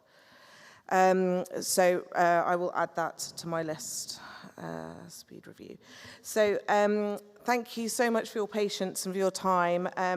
We have one last minute presentation, and we're going to put that under the open forum. So I've invited, Xanthi Arvakintakis, sorry, apologies.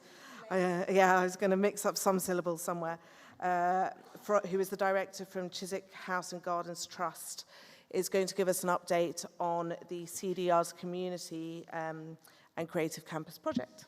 Thank you. Great, thank you. I realise it's really late and everyone's probably quite tired. Can you hear me? So I'll go quickly. And so my name is Xanthi Arvakintakis. So I'm the director of Chiswick House and Gardens Trust from Greece, originally from Greece, or my father's originally from Greece, hence the name. So I'm just going to do a very short and quick presentation just to introduce a project that we've got underway. Before launching into that, I'll just do a little bit on the context.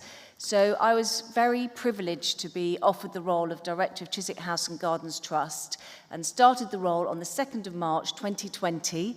So clearly, within a few weeks, I was running and caring for 65 acres of gardens with a very small team in the middle of a global pandemic.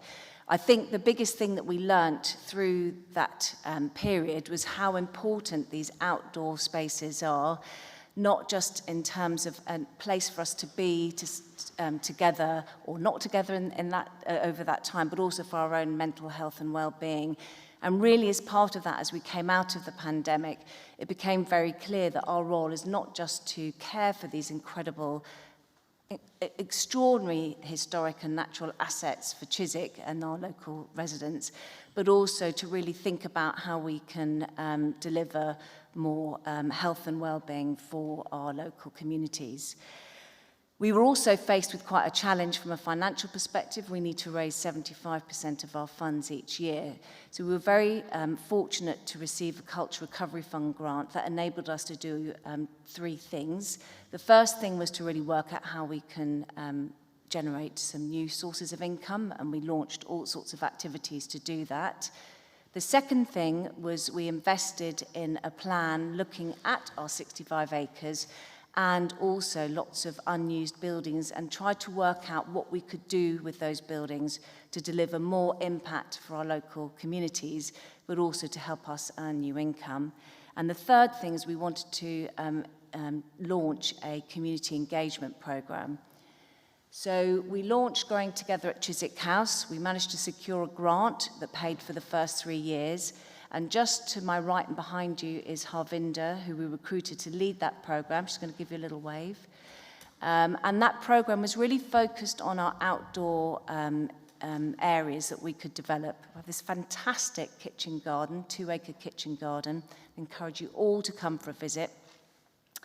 And we launched a programme to look at how we could use this incredible space to increase knowledge around cultivation, food production, how through that process we could also support mental health and well-being. And finally, build confidence in accessing our incredible gardens. We've been at that for 3 years. We've worked with over 50 community partners, from tiny little children from Home Start and their parents through to West London Welcomes, a group for refugee families who are living in hotels locally, young people from Chiswick School, Hogarth Youth Centre, all the organisations we've mentioned this evening, Hounslow Seniors Trust, Age Concern, you name it, we've worked with them, with over 2,000 participants each of those 3 years, and we've learnt a huge amount. And on the back of that, we are now developing our community learning and volunteer programme, and we've focused in 4 areas. Gardening Together, which is really an all-encompassing volunteer-based activities. So we have our established volunteer programs, which you're all welcome to join, but we also have drop-in sessions Wednesday mornings, weekends and evenings to make it available for anyone to come and have a go. We've developed we've been piloting a food education program called Seed to Fork, and we've been working with our local primary schools in the kitchen garden, looking at the science of food, food production and healthy eating.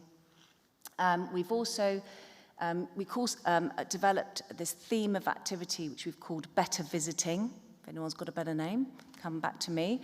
But really that's looking at how we can support organisations who want to use us in the best possible way. And a lot of what we've talked about this evening is some of the activities that we host, from Arts for Dementia. We had a veterans group in who are now going to come monthly. You could come and host a digital cafe. We've asked Arts Centre to come and join us. We have these incredible places to do interesting things. And finally, sharing heritage, and that's looking at our physical heritage, so the house, the collection, and our natural heritage, and exploring new histories. So Black Chiswick Through History, we work with Chiswick School, Hogarth Youth. Now this activity is much in demand, and we are really, demand is now outstripping supply. And what we wanted to do, and the project that I want to introduce this evening, is look at how we can get more, how we can develop more of that by getting some of our buildings back into use and gardens that aren't in use to deliver that. So that is very snappily known as Cedar Yards Community and Creative Campus. If you can orientate yourself with that diagram, you'll be able to see the house, which is the white blob in the middle, the lake, which is the big blue strip on the left, and then the pink buildings are where we're looking to develop these new assets. And we call them the back of house areas. Very glamorous because they are literally back of house, and most of those areas are not in use or hardly used at all. So very simply, we want to build a new learning hub, a very simple single-storey building with a large room in it. And in that room, we'll have children doing school activities, learning activities in the morning.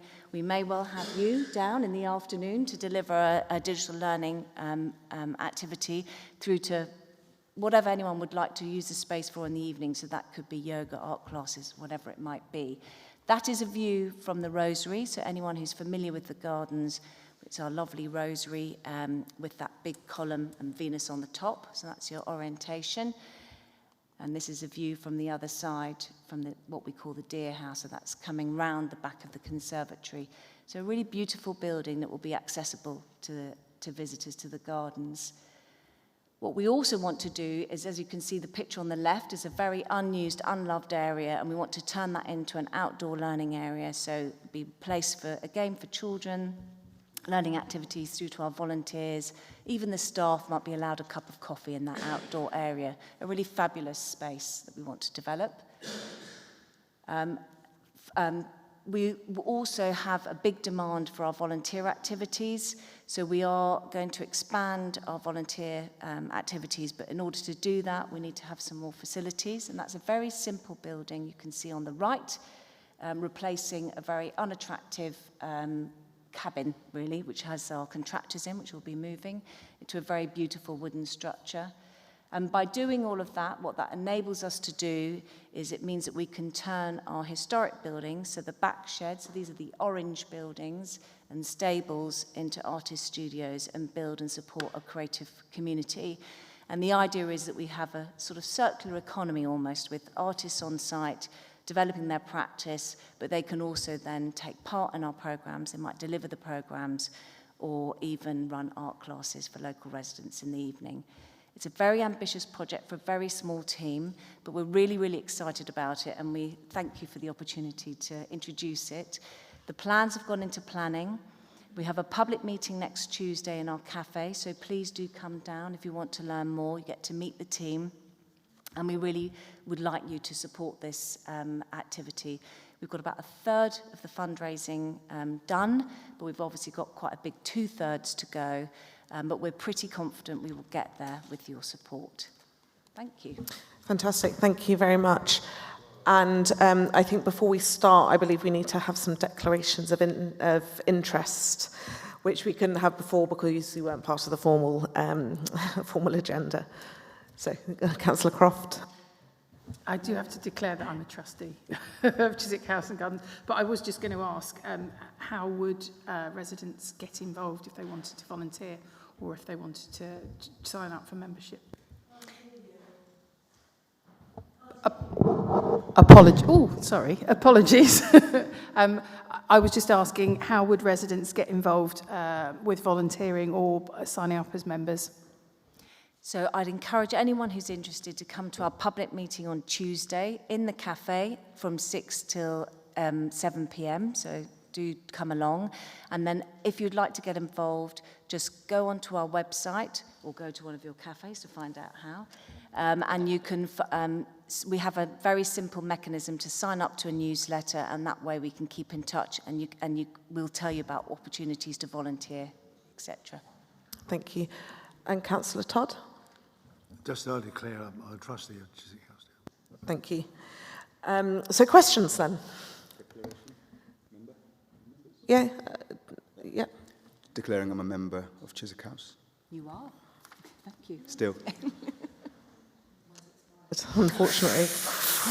I know, I need to get mine done. So, John, questions from members? Or are there any other declarations of interest? Members, trustees, etc.? Okay. So you mentioned there's a public meeting next Tuesday. What time? 6 p.m. in the cafe. Okay, 6 p.m. Fantastic. We'll make that part of the minutes. Any other questions? No, so we'll take questions from the floor. Pamela Mayorkas and Andrew Ross, please. I don't really need this, but I'll use it anyway. An observation, I wouldn't want to walk down that avenue in the dark, so I think it's very strange to have it in the evening. That's an observation. My comment and very strong hope is that this will not mean an enormous amount of traffic now driving down that avenue. There are already more vehicles than there should be driving down that avenue, and some of them are employees of Chiswick House who are driving down to where they can then drive into their own car park. There is a car park outside of Chiswick House grounds itself. I believe it's run by the council. It's not very well organised. It's a huge space, but the car parking spaces need to be rethought so that it could accommodate more cars. But I really, really sincerely hope that this excellent initiative, and it does look fabulous and interesting, is not going to mean more and more cars driving down that avenue in order to access the new centre. And another comment is, I imagine this is going to cost a great deal of money. Had you given any thought to some of that money being used to mend the conservatory, which is in a most terrible state? So in answering the first question, in terms of traffic management, that's something that we will be thinking about and have to plan. We don't anticipate there being additional traffic, mainly because most of the artists and the artist organisation we're going to be working with to run this, that will be a big part of the stipulation as being part of that community to minimise that risk, and that's certainly a risk that we're aware of and we are actively managing. In terms of the conservatory, so going back to the first slide where I talked about this plan that we invested in to look at our various buildings. So that plan is 4 phases. This is the first 2 phases, and the conservatory will be the next phase that we look at. But it's a long and complicated project, and we felt that this was the right one to start with, because it's more within our gift to raise the funds for it, and also it will deliver more social and charitable impact more quickly. Thank you very much. Was there another question? Oh, Andrew, sorry, I said yes. It's a question for the councillors. It's a condition of the grant of planning consent now that all developers pay for biodiversity net gain. DEFRA provides a metric, a baseline metric to calculate that. But local authorities have the legal power under both net zero and for sustainability under the Environment Act to charge for sustainability. I'd like to ask how Hounslow is calculating the biodiversity net gain charge and where the proceeds are going to be invested. Councillor McGregor? I'd be very happy to provide you with an answer, but the difficulty, of course, is you need to know the acreage, you need to know the combination of areas, and you need to know the actual valuation that might be placed on the biodiversity requirement. So, unfortunately, 10 years ago, we lost our planning authority here in this area forum. We used to be a planning authority here. We would have had an answer for you this evening had that still been maintained. And I regard that as a very regressive act on behalf of the administration to take planning away from us. That's an aside issue. The key point is I'd be more than happy to provide you with information and to give you the assessed value if we can actually see what's what. The best people to ask would be the planning department directly. And if you want help and assistance on that, then come back to me. And Andrew, are you asking that question in specific relation to the Chiswick House and grounds, or to everything? Everything, because this is a significant source of new funding. Yeah. And it's applicable to Chiswick House, to planning consent for Network Rail at the Strand on the Green Rail Bridge, and elsewhere throughout Hounslow. No, I think it just helps. It's a significant amount of money. Yeah. I'm just very conscious of time and that we might have to do some formal things if we don't finish soon. But Carolyn. Yeah. Sorry, very quick question. Disabled parking. I haven't been for a while. Can you still park in front of Hounslow? I'm sorry, in front of the house. And I don't know if there are other places if you wanted to visit other areas. That's the only disabled parking at the moment, and all we ask is just to get in touch in advance. Yeah, thank you. Okay, so if you've got no further questions, I'm just conscious we had 2 questions in the open forum. One was to do with speed review. I don't have any information on a speed review in the Chiswick as a whole. I do have information on speed review in Riverside and Homefields as part of the South Chiswick Livable Neighbourhood Scheme, which I could provide an update with. So at the moment, this is still planned for when all items identified in the Cabinet report of the 18th of April 2023 are resolved. Current status of items on that list are the responsibility of the capital projects team. So there's a variety of different things that have been done. So they've installed vehicle activated signs, which was our request before. There was due to be a speed survey to be completed. That hasn't been done, and it will be held until the permanent closure of Burlington Lane from the A316 and the signage is done, which are both dependent on TfL Section 8 agreement. There is ongoing construction of the Grove Park Public Realm, which will have an impact on traffic speeds.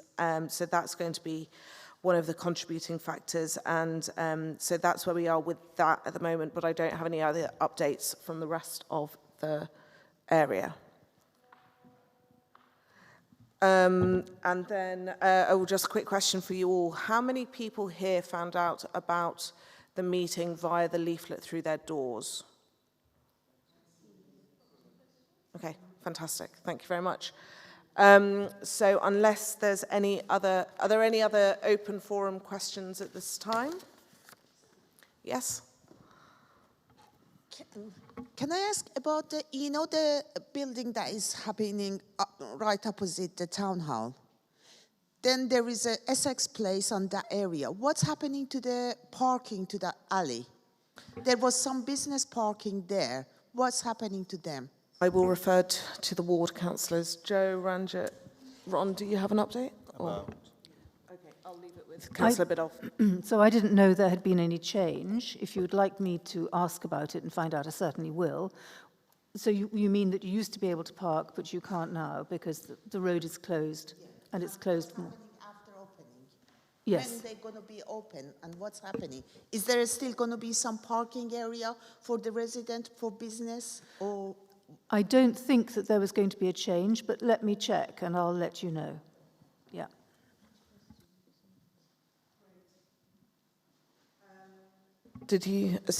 Are there any other questions for the open forum or for Xanthi before we wrap up? And thank you so much for your time. I've not been notified of any urgent business, so I will bring this meeting to a close. Please note the date of the next meeting will be the 12th of June 2024, and the meeting is now closed. Thank you very much for coming.